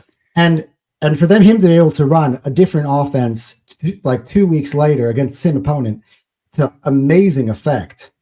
Like Jahan Dotson is getting open, Dallas Goedert is getting open, Devontae Smith is getting open, and Jalen Hurts is throwing lasers. Right. And not just that, he's also giving them that parts of this game. So when he's starting to open up and being able to use his arm, then people are being like, okay, what do I defend here? Right. And then all of a sudden, Jalen Hurts can kill you again with his feet. Legs. Yeah, you're right about that. My opinions, I have to give, it probably would have been like a D or a C. I have to give Patullo a B- just because the first 6 games were so bad. But I got to give him credit for being a man, manning up, right. Being like, nah, I'm not like, because to be honest, if Kevin Patullo gets fired from a Super Bowl winning team in the middle of the season, by the way, I think the Eagles have matured. They've learned that making decisions like that in the middle of the season can only make things worse. Right. We saw that in the collapse, especially when we got rid of Sean Desai on the defensive end. We know that can make things worse. So he's like, you know what? Everyone's fucking scapegoating me because I'm running your offense. Let me run my offense. And now we're seeing Kevin Patullo's offense. And I gotta say, I love Kevin Patullo's offense. Yeah, right. I think in the last 2 weeks we have played, because everybody gives us this tag of being a boring team. By the way, Arsenal, my football team, is also a boring team. What's boring? Winning. It's just boring to everybody else because they're wanting to see an upset, and the consistency is boring. But in terms of from an entertainment factor, outside of obviously Saquon Barkley being phenomenal, and by the way, Saquon Barkley comes alive against the New York Giants from the first touch. So that sets up Kevin Patullo very well. Saquon Barkley burns you for 65 on the ground. Yeah. And now the Giants are like, fuck me. Yeah, yeah, right. Happens to every team, by the way. Yeah, every time that Saquon opens the game with a big run, I know we're winning the ball game. That's why I said to Xander. It happened in the playoffs with Washington. It happened with the Rams as well. Every single time he breaks open a big one. If Philadelphia is hitting a long run, it's going to be a long day for the opponent. It just will be. 100%, man. So yeah, I gotta give Patullo a B-, but I think that grade can go up as the year. Again, I gave you some criticism of Kevin. Yeah, for sure. But I always was kind of sort of saying to the Eagles fans, they're all panicking, and I think the panic was warranted because the performances were bad, and eventually started to tell when we went on that 2-game losing streak. And by the way, we haven't even touched on the first game that we lost. Keep thinking about the Giants. That Denver Broncos game, when we have the game wrapped up in the bag and the offense can't do shit and allows them back into the game, that for me was fucking awful. That was a brutal loss. That was brutal. But we needed it. We needed it so that Kevin had the license to say, hey, Nick, whatever you wanted me to do right now is not working. Can you let me do my thing? And I love his thing. His thing looks good. So for me, one thing that's good about Kevin Patullo is that I think because he's so young and inexperienced and he doesn't have like a great CV, that we have a potential for us to win a back-to-back season and keep our OC. I think that would be amazing for this football team. If he now year 2, then he continues to even get better, then we're having a different conversation again. Right. But I think, yeah, again, everyone is so reactionary. Everyone needed to chill out. Even you said this when we were on the last podcast. Like, I'm not expecting anything from this team this year. I felt like, we weren't making big moves in the offseason. We're waiting for something big. We're building up the draft picks, the equity in order for us to be able, because obviously we've got so many people got to pay. Yeah. That this was going to be a bit of a down season. You said you thought, you didn't think we would do much this season because you didn't have any expectations at all. Right. But then the football season comes. Well, I'm not saying you because you are consistent. No, I got you. You are consistent. You are consistent. I'm not talking to you. No, I feel you. I hear you. I got you. I appreciate it. Right? The football season comes and the offense looks a little bit bad. And I'm like, didn't the offense look bad last year? Did it fucking mean anything? Right. Like, come on. We're replaying last season. Last season, we were on after the Packers game, and everybody goes, I don't know if we can be anybody in this playoffs. 3 weeks later, we're holding up the Lombardi. Like, have a little bit of faith. Right. God damn it. Yeah. When they're proving you results, you got to be confident. You got to believe in it for a second. Yeah. And there are some people who, by the way, this is why I respect guys like Philly 500. He is always like this. He's never shaken. Now, me and him are cut from the same cloth. Like, yeah. And then there are guys like. By the way, I just feel like. By the way, Xander, I think, is a lot more positive of a fan than people give him credit for. I think he just spends a lot of time talking to Dan Cilio and John McMullen, and he's got to kind of just like listen to all that crap, and kind of just like gets in his bloodstream. It's been like injected into him, but deep down, he's the most positive person on Jacob. He's always the one fighting the positive corner for people don't notice. So right. I got to big up Xander. He's been a big influence, I think, in both of our careers as content creators. I think we've learned a lot from him. And I just want to say under this platform, because he gets so much shit. I read some of the comments that he gets. Bro, Xander is a G. And yeah, no, that he is, man. He's a real one for sure. Right. Shout out to Xander, man. He's good stuff. Yeah. It's good stuff. Yeah, no doubt, dude. No doubt about that. All right, a couple more topics here since we're gonna, finish up the Eagles. Yeah, we're at 1 hour 18 now. Yeah. Huh? Yeah. That's all. Although on my channel we went 3 hours. I just split up into 3 1-hour episodes. Yeah. No, man, it's all good. I enjoyed the conversation. I think it's always fascinating. I feel like in the off season, especially where we were like 5 days before the draft, there was a lot to talk about. There was a lot of content, a lot of change, the free agency, there was so much to talk about, and we 100%. Have yet to really recap a Super Bowl. And unpack an entire Super Bowl season. So there was a lot to talk about that day. But 100%, man, 100%, no doubt. All right. But you asked me the Frank Reich question, by the way. Yes, right? Yeah. Oh, yes, that's right. Exactly. So in my opinion, you asked me this question 2 weeks ago. I would have said 1,000%. Let's do this. Yeah. But I'm still actually going to stick to that because as good as Kevin is doing, he's still a first year. And you can always learn. Like, one thing that's good about being in your job, one thing that I'm blessed as I'm building my career in YouTube is to have Terry Fleurs as a mentor and to have Xander Kraus as a mentor and be able to like help me grow and learn from what it's like to be very successful as a YouTuber, and being able to pick their brains, I think, is very important. Mm-hmm. And to have a Super Bowl winning OC with the Philadelphia Eagles, one of the greatest offensive minds in the game throughout his career, to have him there in the background to be able to bounce ideas off of is we definitely need that. I mean, we had Vic Fangio. I mean, to be honest, we had boy, now he's moved on to be the head coach, but we had come on, what's Jonathan Gannon, right? And even then, Vic Fangio is now our current OC, was there to brought in to be consultant then too. Yep. Yeah. And so, I mean, as long as it's not like a Patricia sort of situation where it sends everyone to shit. Right. Yeah. You know, you got to be able to learn as a first time OC from the best. Help them kind of give ideas to add to your playbook. Help them, you know, you have a new idea. Tell me, like, what do you think? Is this a bad idea? Is this a good idea? What do you think? What would you call in this situation? To sit in a room with a guy like that with so much experience, I think is good, because I think it's one thing Kevin hasn't got right now. Right. Like to all Nick Sirianni's Super Bowl winning experience, he hasn't done it running the offense. Yeah. Like Nick Sirianni's offense. Let's be clear. As much as I'm praising Nick Sirianni's offense, is proven to be very flawed. Yeah, he doesn't have a flow for play calling as an offensive mind. Which is why he's not our play caller, right? Right. So right. I think having Frank Reich in the building. By the way, Frank Reich is a great man as well. Yes, he is. And Frank Reich is, by the way, Nick Sirianni turns to Frank Reich. He's on the phone with him every day. I was going to say, it's not just a Kevin Patullo consultant; it's also a Sirianni consultant for them as correct. Well. So yeah, I love that idea. I'm totally down for that if that were to happen. Right, I totally agree with you, man. I think he'd be, you know, just what the doctor ordered at the right time too, going into the playoffs at that point in time. All right, a couple more things, man.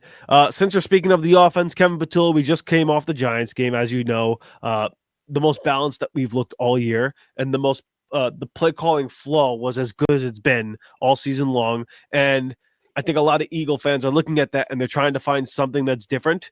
And one of the things that they found different was that A.J. Brown was not in that game. And A.J. Brown all year has had inconsistent play.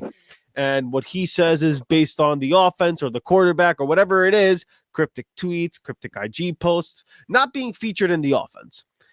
What do you make of the A.J. Brown saga so far in this 2025 season? Because it's a mixed bag right now. A lot of fans are saying get rid of the guy. A lot of fans are saying, hey, get him the ball. And a lot of fans are just kind of like, hey, A.J. Brown, just shut the hell up. Take your money. You signed up for this. Just, you know, enjoy the ride right now. You're winning football games. But again, I think he's trying to build legacy, and that's something that I've talked about in the past. But what are your thoughts on all of this A.J. Brown saga and this conversation regarding him in Philadelphia? Okay. I think for those of you who, I mean, your viewers must be watching Jacob to see you talk. So for all those who watch the Jacob post game show, I've been very, very clear about my position on this. And that is that I don't know what everybody, I can tell you what everybody's been saying because they tell me to my face, Sandra tells me to my face, you know, oh, he's trying to build a Hall of Fame career. He wants to get Hall of Fame numbers. He needs to provide for his family. Which, by the way, his family is totally fine. Oh, they're just fine. I thought about that after I went off the air, and Xander's giving me this whole thing about like he needs to provide for his family, and I'm like, wait a second. He already got the money. Contract in Philadelphia. He's fine. Like even when he signed for the Birds, we signed him. We signed him to a huge money deal. Like, what are we talking about? Provide for his family. Yeah, right.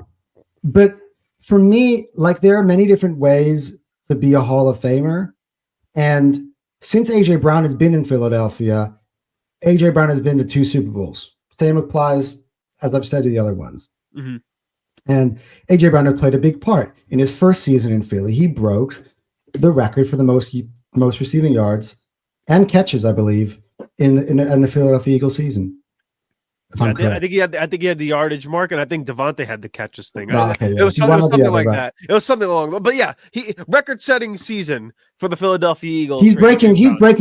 That's what I'm saying, right? He's breaking franchise records, and he also, by the way, you mentioned in the meltdown season the amount of 1,000-yard games. That was also a record breaking in NFL history. the most amount of 6 games of 125 plus yards. No one has ever accomplished that in the game. So we're talking about a Hall of Fame resume. He's already breaking NFL records. You don't need to break all the records. You don't need to shatter everything in specific spots. If you're doing that, mixing it with playoff success, winning rings, being part of a great team. And Xander laughed at me when I brought up Jerry Rice. But as many great records as Jerry Rice brought, what do you remember the most about Jerry Rice? He played with Joe Montana, and the two of them had a monopoly over the National Football League. They were winning rings left, right, and center. He was a winner. He was the greatest winner from the wide receiver position. I'd say outside of, and this is a completely different opposite side of the spectrum, like a Julian Edelman who won a lot of rings, not necessarily destroying the stat sheet, but he has 3 Super Bowls himself, though, right? Right.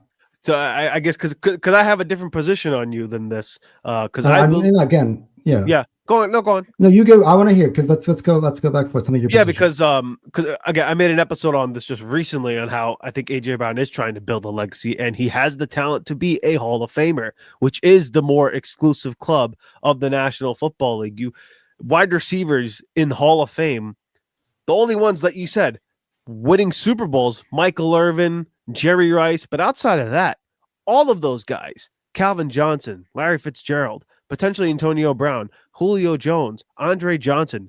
I mean, Marvin Harrison has one, but all those guys are not known for being "quote unquote" winners. They're okay, can I rebut that because this is my logic is different, right? Yeah, go on. Not everybody's when you assess a person's career, and I know there's that guy who comes on Dan's show at least once a week. He's one of the voters for the Hall of Fame. Oh yeah, right? Jason Cole, I think is Jason Cole, right? Yeah. And even Jason Cole said himself, he said, when we're looking at resumes for Hall of Famers, we look at each player's profile and each player's case in different ways. So for the cases of the players that some of you mentioned, who are, by the way, some of the most talented receivers ever, put up incredible numbers, they weren't part of winning teams. Right. They weren't part of winning teams. They needed those incredible numbers to give them Hall of Fame resumes. When for AJ's numbers don't need to be as great as long as he's winning rings, the rings also elevate that into the conversation. So his numbers may not be as great, but his rings, it's kind of like when you put him on a balance, right? So on that scale, maybe let's say it's a point system. You got X amount of points for yards and touchdowns and records, X amount of points as well for rings. So he might be losing some points in the yards and the touchdowns and the statistical categories, but those points then get made up. Let's say he stays on the Eagles, we don't trade him, and he wins 2 rings and he's been to 3 Super Bowls. That 2 rings, by the way, is not many people. It sounds like a low number, but not many people, receivers in the Hall of Fame, can claim that they have 2 rings. Right. That's a rare group.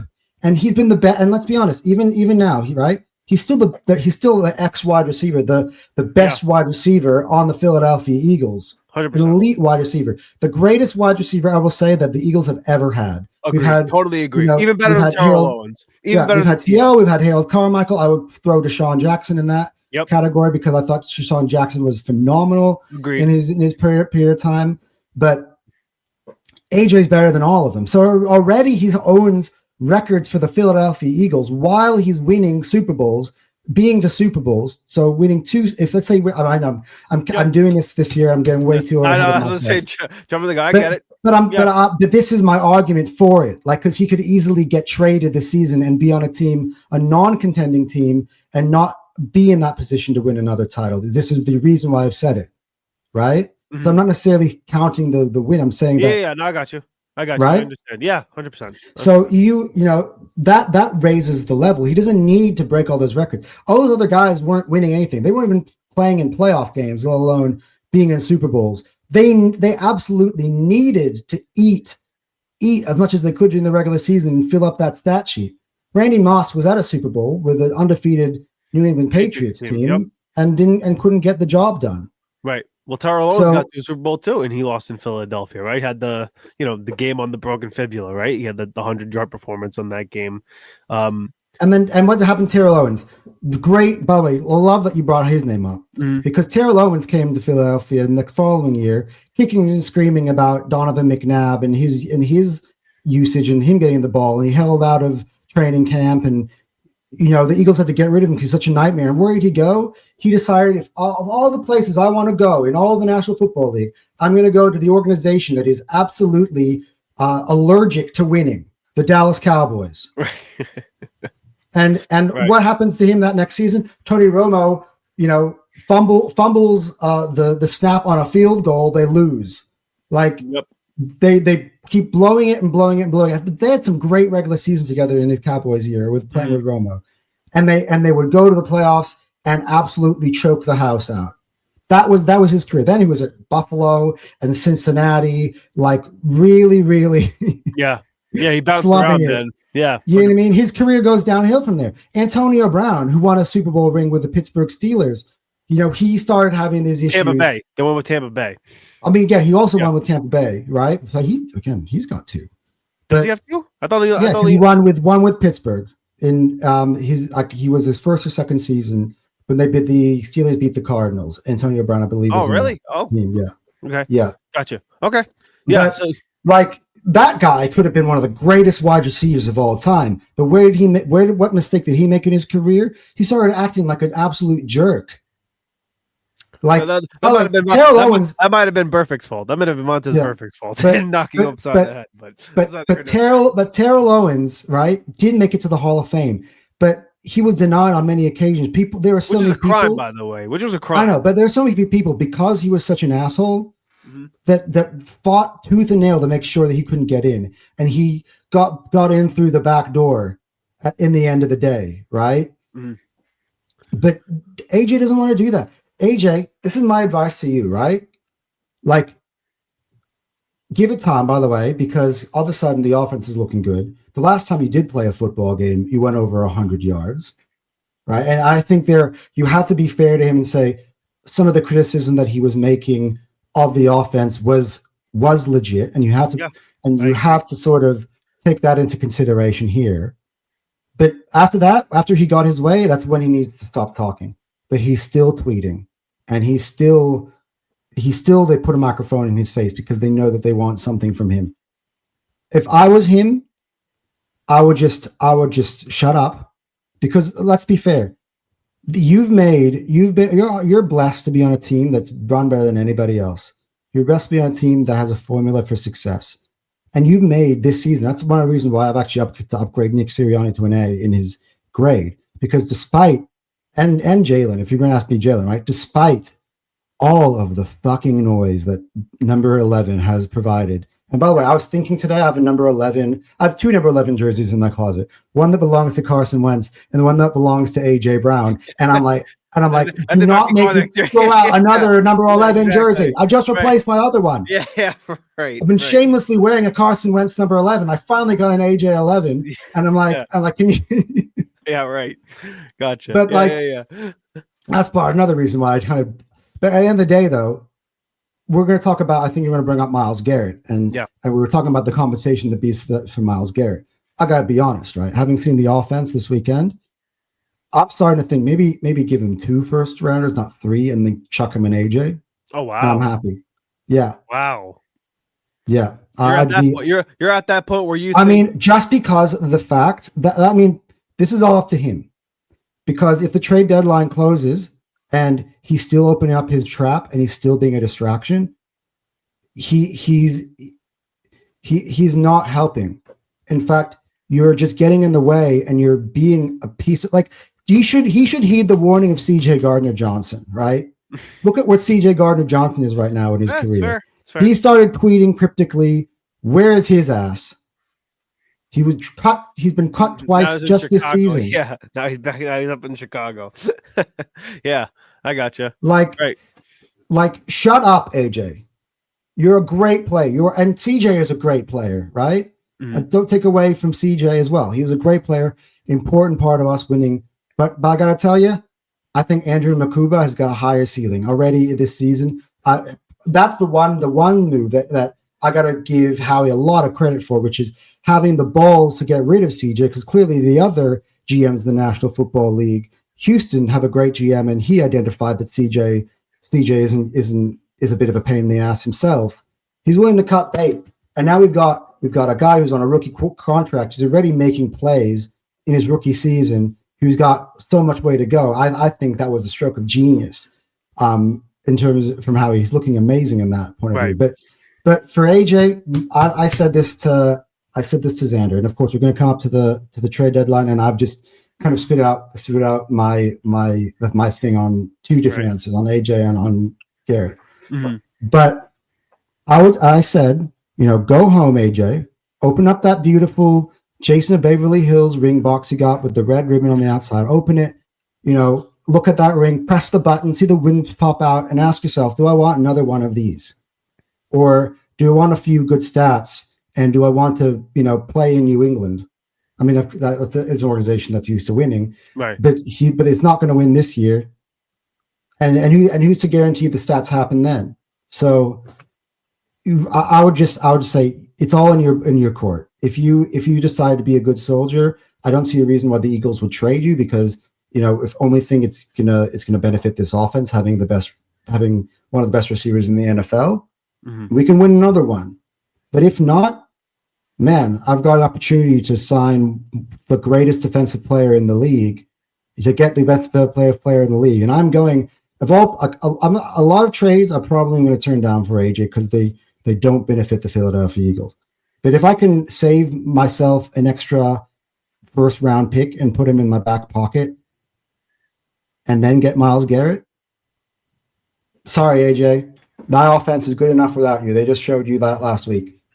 And my defense is going to go levels, and we can win it in the way that we're used to win it, which is a great defense. You put Myles Garrett in the Eagles defense, and I don't see a way of anybody stopping us.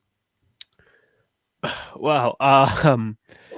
Yeah, I not that I don't want to, talk about it. I don't agree with you at all. Okay. Yeah. I definitely don't think we should trade AJ. I think AJ is a necessity on this football team. I do too, but as long as he keeps his mouth shut. I've said that as well in what I was saying, right? But no, I agree with, and again, to that point, I will say yes, that's fair. Like, he does need to kind of hey, brother, just chill out. It's not the end of the world for you. But again, going back to that conversation we had before about regarding, Super Bowl wins stacking up with stats and how they somehow equal out each other. If that's the case, then is Julian Edelman a Hall of Famer?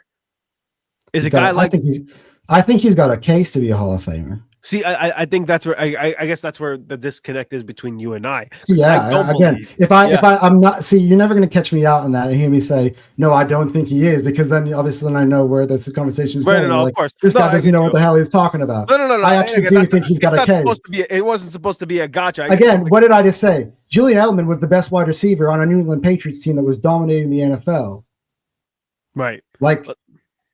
Like Tom Brady showed you, by the way, after Julian Edelman was gone in his last season in New England, how important the weapons were in New England. I think people are underplaying how good Julian Edelman is. Gronk was also gone too. Gronk wasn't there in that year as well. Oh wait, Gronk is also a Hall of Famer. Greatest tight end to ever live, though. Greatest tight end to ever live. Look, there's a certain guy who's about to get married to Taylor Swift who's going to have an argument in that conversation. But I guess that's I don't know. I've never seen a tight end like Gronk who could block like a tackle. I haven't seen a tight end like Travis Kelce. So I've seen Tony Gonzalez in Kansas City who can do similar. But Tony Gonzalez win championships. Travis Kelce's better, and there's no doubt about that. I'm just saying we've seen that type of archetype out of Kansas City before in Tony Gonzalez. They just didn't have Patrick Mahomes throwing in the football. I can guarantee you, if 15 was throwing Tony Gonzalez the football, we could only imagine what it would be like over there. But that's not the point. So that's where totally deviated. Yeah, that's a different conversation. In regards to AJ,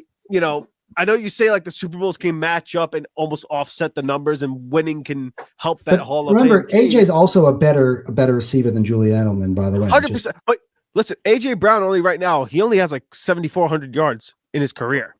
He's still in his mid-20s. He mid-20s. He's almost 30. Is he almost that way? How old is? I think he's 28, 29.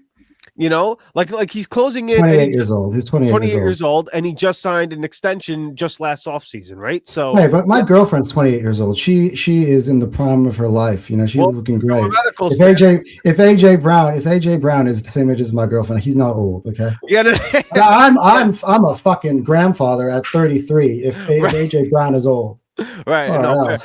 Right. Fair enough. Touche. I guess my point being is that we're also in an offense that's not necessarily pass heavy. We're in an offense that, again, right now it's changing a little bit. I think it's being a little bit. That's why I'm kind of saying, like, but it was also against look at how we're changing Giants. the offense. It was also against the New York Giants, the same New York Giants who shut us down 2 weeks earlier after a game against the Denver Broncos. 2 games in 4 days on a short week, division rival, a game that I don't believe the Philadelphia Eagles are going out and saying, they were just like, we're just going to go out and smoke this team. And they got punched in the mouth. And honestly, in the beginning of that Giants game, before Cam Scatterbull got hurt, it was a tie football game. And they were marching down the field. You said the New York Giants, also the Minnesota Vikings. I know they got their problems in the secondary. The Minnesota Vikings have got one of the best defensive coordinators there is in the league. That is an elite and he defense. Inexplicably schematically, at least. And inexplicably kept blitzing Jalen Hurts when Jalen Hurts, after the loss to Tampa Bay in the playoff game, has shown consistently if you blitz That's him, one thing, by the way, I've spoken about Jalen Hurts. Yeah. He has now learned from that. He's now learned from that. He's matured. That's what I love about Jalen Hurts. Absolutely. He always adds something to his game, to his credit, 100%. But again, I keep diverting from the AJ conversation, but do you really think that Super Bowls weigh that much for other positions outside of quarterback, GM, coach, and owner? Because I can make an argument every other position, guys have been in, big games and have big playoff careers, but if they don't have the Super Bowl, like they don't have Super Bowls, but they have the numbers to back it up. Like Adrian Peterson, LaDainian Tomlinson. Yeah, as I said, they're different conversations. Frank Gore, been in big games. But Barry Sanders. It's one thing winning a Super Bowl ring in the back end of your career while you're ring chasing and you're not really one of the key components. Like Matt Stafford, for example, is another guy who has all the numbers, who has a Hall of Fame resume type of career. Right, but you know what? But let's be honest about this, right? If Matt Stafford never left Detroit to go to Los Angeles, we're not talking about him because he's a quarterback. And that's my point. It's because he's a quarterback, and that Super Bowl carries that much more weight. Troy Aikman doesn't have Hall of Fame numbers. What he has is a Hall of Fame stretch of winning in Dallas, where he has 3 Super Bowls. Matt Ryan has bigger numbers. Huh? If Jalen wins this year again, two Super Bowls and 3 appearances, is he in a Hall of Fame conversation then? Because we're talking about quarterbacks. Because I've been told by Dan Cilio on Jacob Sports, even now, that Jalen Hurts, there's no way in hell he'd get selected for the Hall of Fame.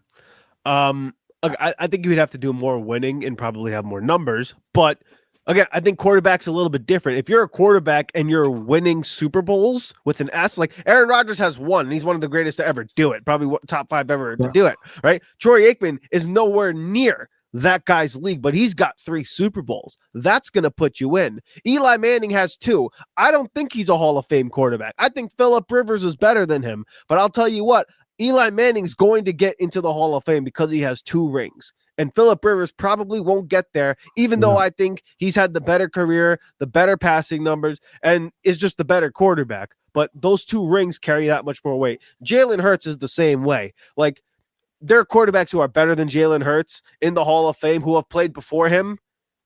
Those 2 rings, if he wins a second one, is going to carry that much more weight for him in particular versus another player. Also because he's a pioneer. He would have won back-to-back playing the football game in a different style, breaking a glass ceiling that everyone gave him as well. And also having the play, the tush push being banned the year after, you know what I'm saying? Like I think that the also tush push go into the Hall of Fame. Right, exactly. That's plays can go into the Hall of Fame. Yeah. We're going to start talking about Nick Sirianni going into the Hall of Fame as well. I was going to say, if he has another Super Bowl in his resume, it's funny because if you go back and listen to the way people talk about this guy while he's still coaching, you would think he's the worst coach in the NFL. me included. There are times where I've been like, but see, that's my thing, right? I'm the opposite of hyperbolic, even though I sound like it. Like that's what I feel like my job is. That's one of the reasons why I wanted to get into getting behind one of these and speaking about sports is because I feel like I need to stick up and speak the truth about things that people are avoiding on purpose to fit their argument. Right. It's not like these people don't know these things. No, of course they're doing it on purpose because it doesn't fit their argument. So that's kind of what I'm always going to do. I'm always going to poke that bruise that people don't want to be touched. You know what I mean? Yeah, no, absolutely. Particularly with this Hall of Fame conversation, because again, I think my point being is that because again, I just don't think the Super Bowls matter as much to players at other positions like wide receiver, running back, cornerback, safety, like got players like that, linebackers. I don't think Super Bowls matter to them as much as having the accolades, having the all pros, having the tackles, having the sacks, having the touchdowns, catches, yardage. Tyreek Hill is another guy who, again, in Kansas City was one of the most prolific players that we've seen in the NFL. But what happened to him when he went to Miami? He ended up having had some great 1,700-yard seasons that added to his lore. But he'd won his ring. I guess you can say that's the argument for AJ to leave, maybe. Right, that's what I'm saying. But what's Tyreek doing now? Like, he's had to sit there and watch his quarterback continuously not be able to be available to play football games. Yes, but before his catastrophic injury, it's not Miami was not losing games because Tyreek Hill wasn't excellent. You know what I mean? But he was still putting up. But he's not playing in the. That's the thing. AJ has a chance to play in the most televised ball games with the biggest spotlight. But he's not every getting single week. But he's not getting the ball, and he's not being featured in the offense. And I by the way, think that's premature because I think he is going to start getting the ball. Like he played in the Minnesota Vikings game. The Minnesota Vikings game, because I said that was Devontae. Kevin changed that. But he was also AJ's game. What was AJ's stat line? Because I believe AJ also 121, but all of those catches were on broken plays. 121. Yeah, I'm not disputing that AJ Brown's not a great receiver. That's not the question here. That's not the topic. The point being is I think AJ Brown's frustration, because I know we were talking about the Hall of Fame, but his frustration with the offense and why I believe he's making all this noise and why we're having the conversation about his legacy versus team success is because he's not being featured in the offense as the number one option receiver. Plays are being drawn up in this offense to get Saquon Barkley going, to get Dallas Goedert involved in the offense, to even get Devontae Smith the football, and AJ somehow is being cast aside. The route concept. I don't think he's being cast aside. I think you have to give credit. You also got to give credit to the defensive coordinator. Of course, they always double AJ. What are they scheming for? What are they trying to? Who are they trying to take out of the football game? There's no doubt about it. You try to stop AJ. So if we're going to be stubborn and feed AJ the ball if he's in double coverage, and there's a wide open Devontae, there's a wide open Dallas Goedert, there's a wide open Jahan Dotson. Saquon can break something open. We've got so many weapons. Sorry, you're on a great team with a lot of great players, my friend. And I understand where you're coming from, but I just think for him, he just needs to just trust the process. Like nothing but good things has happened to him since he traded Tennessee for Philadelphia. That's fair too. And again, in the grand scheme of things, I agree with you. I think he does need to kind of chill with it, but his frustrations are valid. And if you look at some of the route concepts that they try to have him run to get him open, it's all comebacks, it's all streaks, it's all slants and outs. This comes back to my trading conversation here. So we can talk about Hall of Fame or not Hall of Fame, but the true crux of the conversation right now is, do we want to keep him or do we want to ship out? And this is what needs to happen. Mm-hmm. He needs to get into a room with Howie, probably with Patullo as well, because so he understands what Patullo has planned, probably with Jalen, probably with obviously Nick, because he's the head coach, and any of the other decision makers of the Philadelphia Eagles. And they need to ask him questions, and he needs to ask them questions. His question is going to be, what is my role going to be? What is your plan to utilize me for the rest of the season? Mm-hmm. And then they have to ask, what do you want, AJ, this season?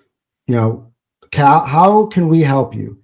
And if those two things aren't aligned, if the Eagles say, look, with all due respect, AJ, we've got a lot of other players who also on this football team who also want the ball. Devontae wants the ball. Dallas wants the ball. We got one of the greatest running back in the NFL, or not this season, but last season. Yeah, one of the best running backs for sure. Right, right. But you're not always going to be the focal point, because at the end of the day, the Eagles might be like, look, you might want the ball, but are we going to sacrifice victories we're going to sacrifice something that works and go outside. Because one of the things this Philadelphia Eagles team one thing that's been critical of it on our worst times is that when we forced ourselves, by the way, when AJ was getting his way, we were throwing the ball, even though it wasn't working for us. And we were losing games because the meltdown, 2023. That was also coupled with the worst play calling and coaching change that we've seen. And he did have the 6-game stretch of a 125. Yeah, but there's also the same season where people had sitting outside the Notebook Care complex with signs saying, run the damn ball. Touché. We had this strength of this great offensive line, and we had DeAndre Swift, by the way, who was having a half decent season. It was a career year for him. It was. Yeah, correct. And we were forcing him the ball. And our offense got very, very, very predictable to the point where people were sitting there on the Manning cast. Christian McCaffrey was sitting there on the Manning running cast back saying, was reading our offense. The Eagles are going to do this. The Eagles are going to do this. And lo and behold, the Eagles did exactly as how he was. I watched that, and because sometimes I like to watch. It's an amazing clip, honestly. You look at that and you're just like, holy shit.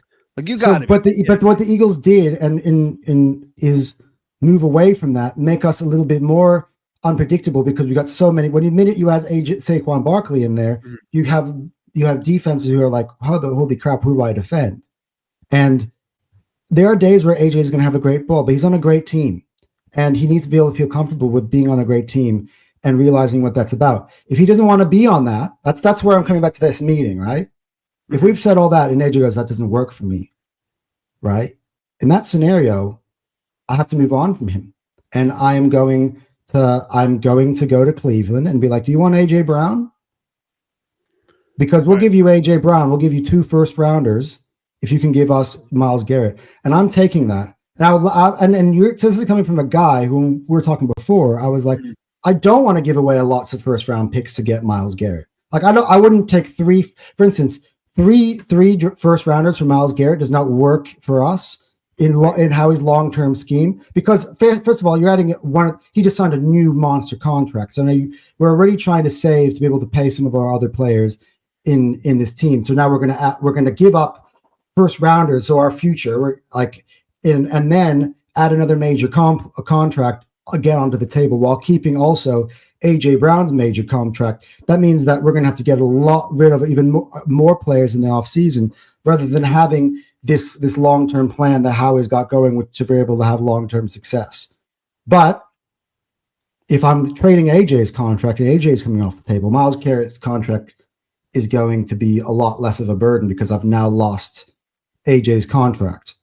So for me, then that makes more sense. But I'm not giving away 3 picks, hold all up for that contract. You wouldn't give 3 first-round picks for Myles Garrett, even though the contract. I don't know. I'm not. Exactly think about our last few first-round picks, right? Jahad Campbell, Quinyon Mitchell, Jalen Carter, Nolan Smith. Oh, that's 4, by the way, right?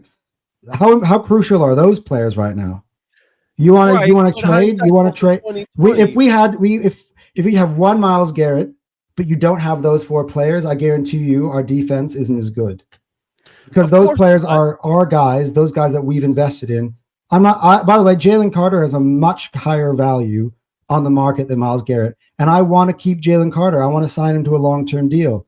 You think he's gonna get like the big? I mean, he's gonna get 30 mil. There's no doubt about that. He's gonna get 30 mil. But like, so for me, the cap room, I don't see it happening unless AJ's part of the deal. To be honest, I don't think Howie's that stupid. But I think Howie, if you look at what has Howie been doing, forget about our dreams for a second. Look at what's actually happening in reality. What are the moves that Howie Roseman? What was the most recent move Howie Roseman just made? We traded for Michael Carter. Michael Carter, I thought I wanted Tyreek Woolen, as I said. With Michael Carter, and what was before? He traded for Ja'Cory Bennett. Is he a needle mover? No. He's making slight tiny moves to kind of just slightly patch up the holes, but I don't think necessarily to a high standard. Right. He traded for Mechie before. Now he's traded him out. He traded for By the way, he traded for he's Tank building the Bixby. depth of the roster. Building the depth of the roster. Right, but then getting away 3 picks. By the way, his thing is, I want to build up these picks, so I want to have all these picks to go. That way, that I can create a team that's got long-term success. I've already got a winning team. I'm going to start adding, a boatload of draft picks and add it to that team so that we've got players of a younger age profile who are Philadelphia Eagles from the jump. And I've got them on rookie contracts. Then I can, that's what he wants. Myles Garrett strictly just for 3 picks doesn't really go along with that plan, because now we've got a lot of big contracts on the team as it is, which didn't give us flexibility to make the moves that that would have made us excited. We're going to continue. Then we're going to make one big move, but I think it ruins Howie's long-term plan. I don't know if he's willing to give it up. Isn't like Myles Garrett's cap hit like really low considering the contract that he has? Like, I don't know. But, I don't know. Maybe for this year, contract that he has is going to be the hit that it's going to be next year. Like, but it won't be if we trade. That's what I'm saying. If you trade AJ in that. But like, AJ if you trade AJ, your dead cap hit is huge. If you trade him by the trade deadline this year, you have to wait till the offseason for that to be the case, I believe, if that's the plan.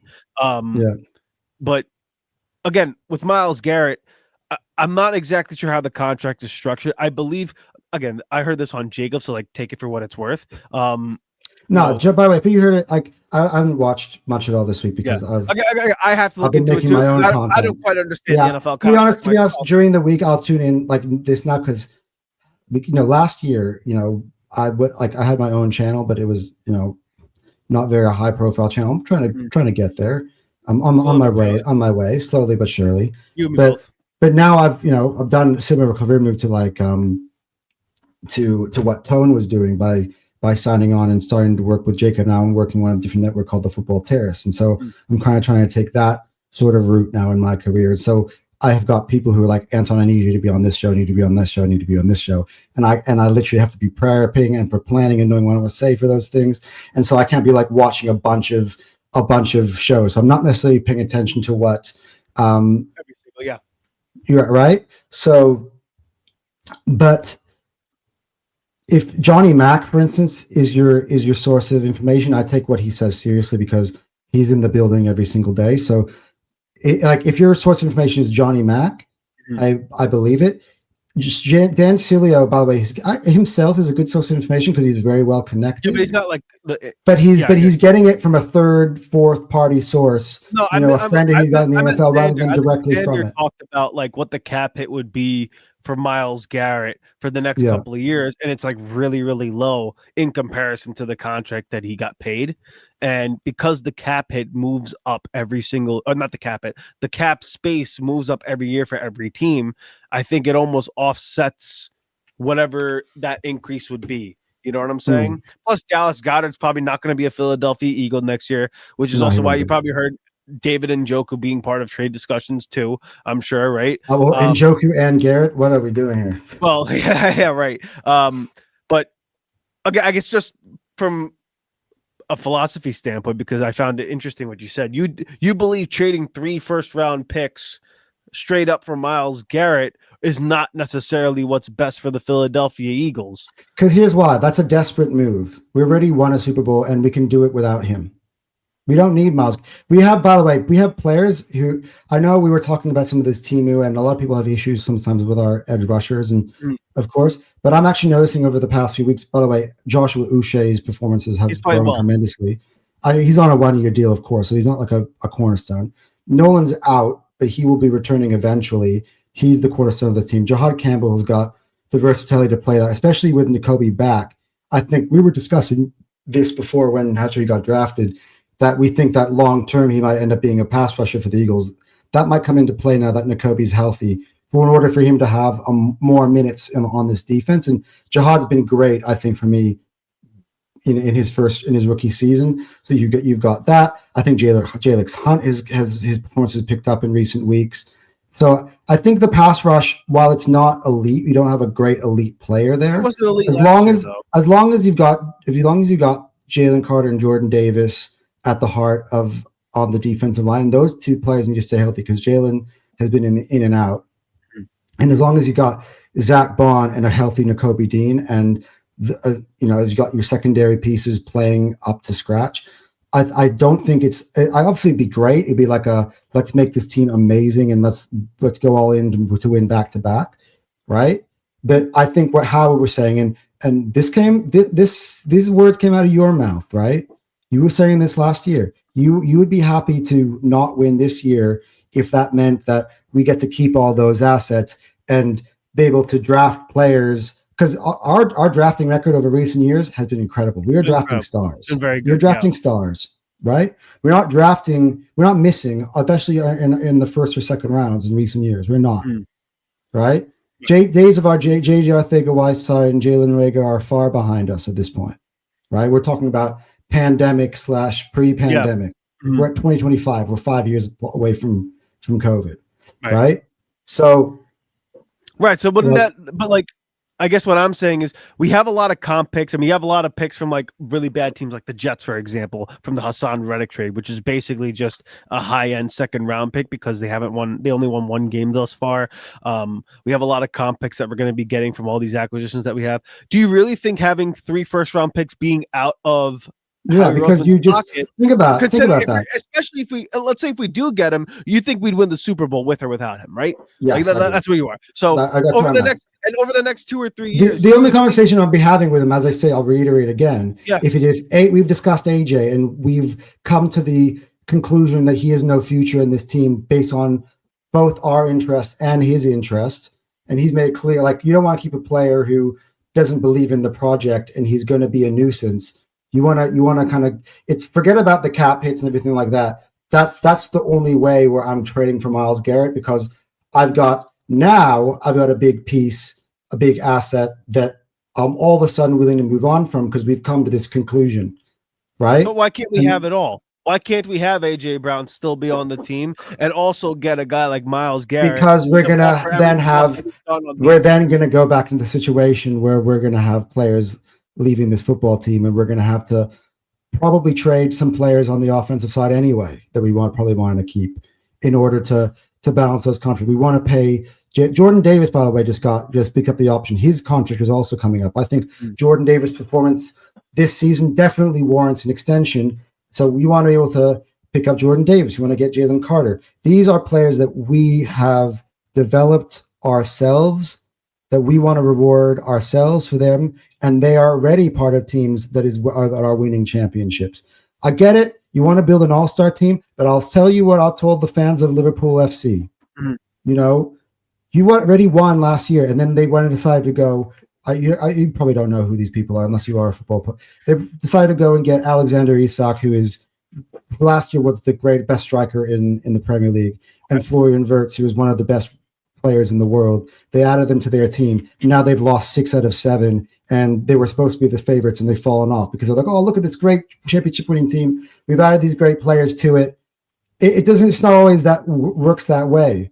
You know what I mean? Like when you have you have a system that works, and you have players that are championship-winning players for you that have a role. You don't know what the knock-on effects are. Jalen Carter might look at the side-eyed and be like, but you brought in Myles Garrett to this team on this contract. Like, what about me? I thought you were. Yeah, I mean, he's going to think about it. He's going to be like, well, I thought you were going to be about to give me this money. You promised me all this. Changing Howie Roseman's ability to manipulate the cap then at that point. Because no, but what you're also doing. No. You have to keep it a buck, right? Okay. Because you also said, are we sure? Like, are we like loving these first round picks because he got all these comp picks? What does Howie like to do? Does he ever stick with the pick that he's got in the draft? You can use the comp picks, other picks he's got, to be able to move up and trade up in the first round. So you have so that's that. I'd rather have that than just being able manipulating the cap is him like just trying to stay afloat and keeping all this stuff together. At a certain point, the rules are the rules, and you've got so many huge contracts on your team, it starts to hamstring you. I've never really been this let's make a big swing and make a Myles Garrett guy unless we were willing to part ways with one of our own big contracts. So in essence, I know AJ's contract's not nowhere as big as Myles Garrett, but it's still a very big contract. Yeah, for sure. And so it makes the impact of Myles Garrett's. And by the way, AJ Brown's contract is also well structured because it was made by Howie Roseman. So it's sort of like you're just making that impact of adding Myles Garrett to the team less, which still enables you then to give the contracts that you wanted to youngsters elsewhere. Because we're not just even talking about Jalen Carter. We're talking about down the line. We're talking about Quinion. We're talking about Cooper. We're talking about hopefully Jahad Campbell whenever that day comes a few years down the line as well. Players that we want to sign. Nolan. I think Nolan's going to be a great player for our organization. I know he's had a tough year with injury, but I think he's still a great player, and I think he's going to be a stalwart at the defensive end position for us for the long term.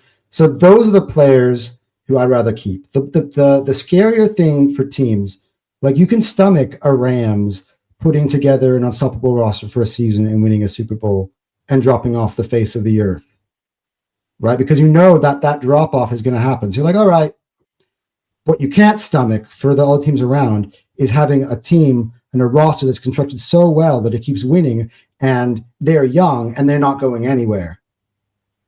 And that's what Howie wants. And so I don't believe that Howie's making this roster. I don't think he's going to be able to pull and by the way, either, this is the history, right? Yeah. Every single high profile thing that's being he's always in the room. He's always talking. Never happens. Yeah. There's a reason why it's on the media. The moves that happen come out of thin air. AJ Brown on draft day, I was getting ready, sitting there to draft to pick.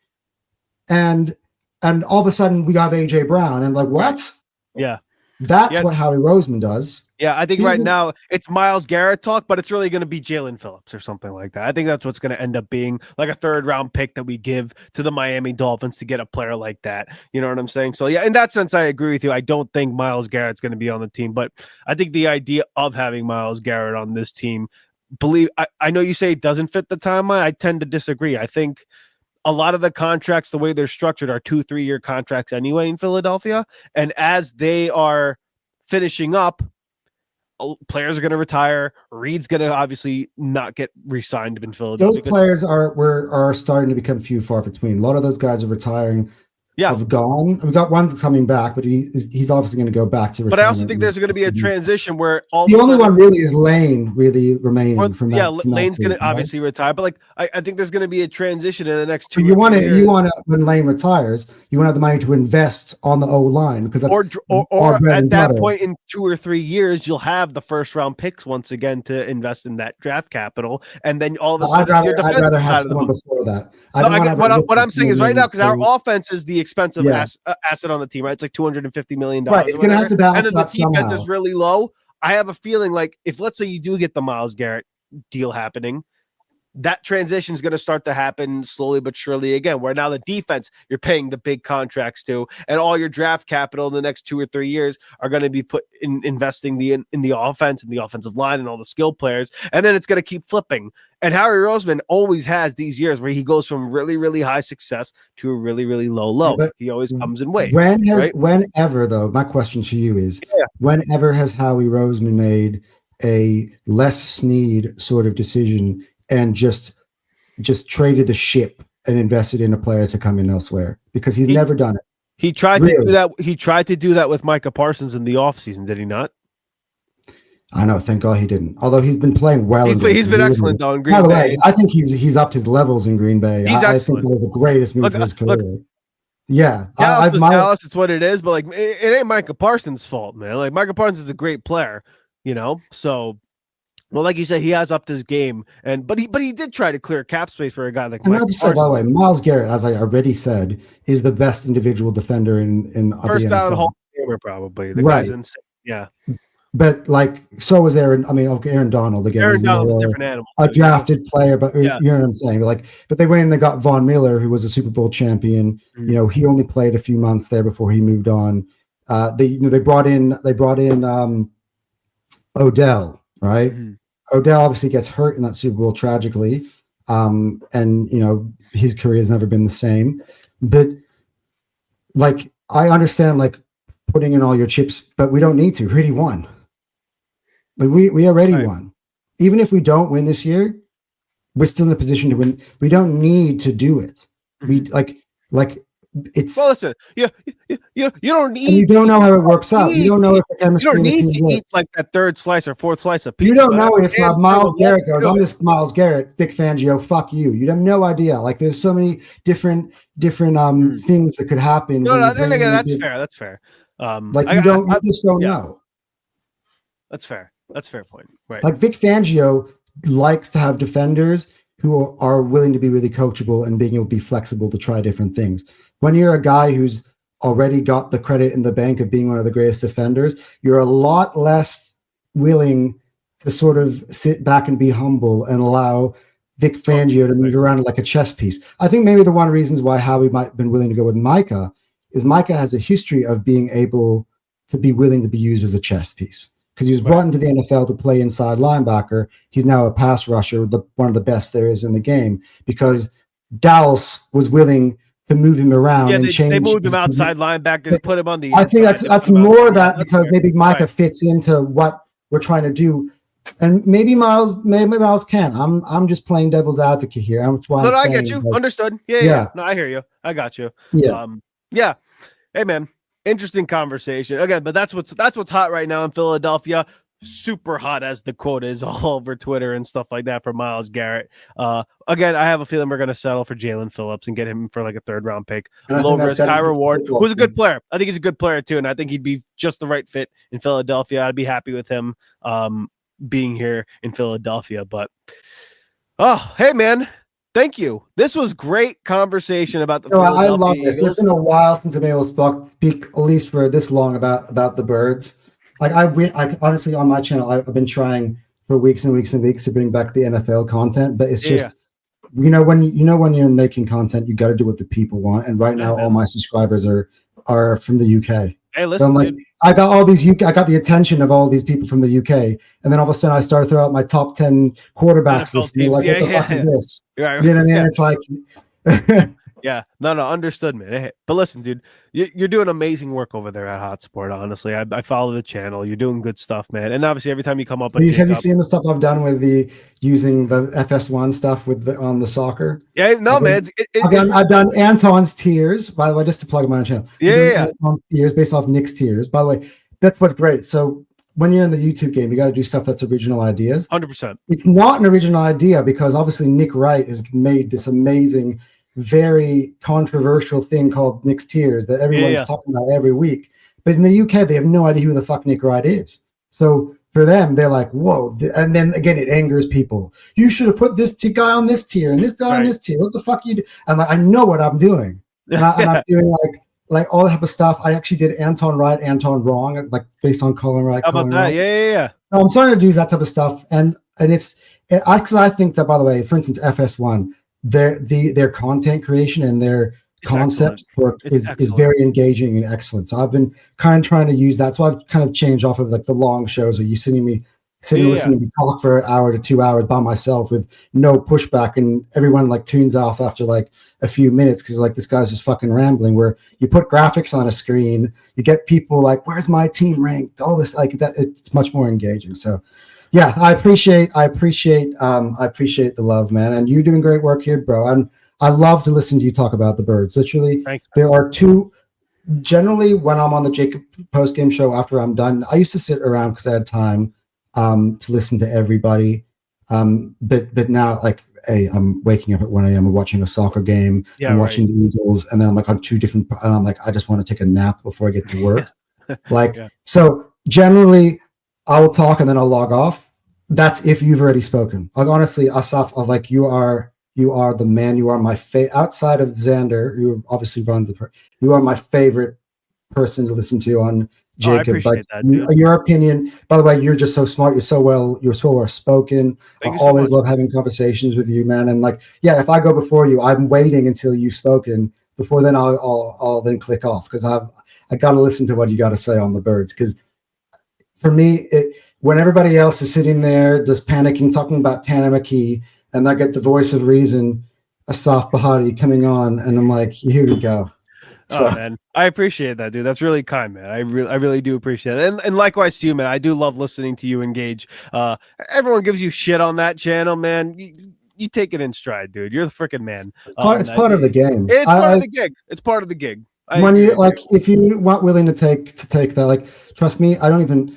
Sometimes I've got to read comments because I got to keep the viewers engaged. Mm-hmm. But like, for instance, when I'm on the terrace, and by the way, I say a lot of shit there, but I'm winding people up there. The funniest part is that I'm talking about a team that is doing incredible stuff for the first time, and they've had 20 years of losing and, you know, being in great positions and falling away, and now they're in this strong position.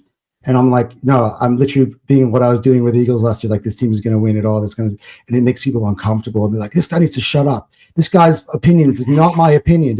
It's the team. It's the fans from my team who are asking me to come off the air. Like, dude, get rid of this guy right away. I'm moving myself as far away from this guy's opinions as possible, because it's like they don't want to get the stick.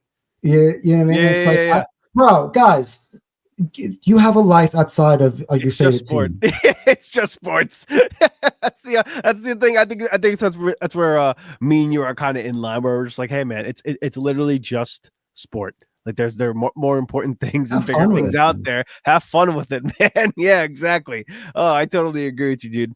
Listen, dude. Hey, great work for you, man. I'm glad we were able to have this conversation. Thank you. I love to be back again. I love to be back. You know, I've said to everybody, by the way, if you've listened to the chemistry and the flow we've got, yeah, man. If we ever wanted to do an Eagles podcast together, I think we would destroy the internet, because I think we would just have a lot of good explosive.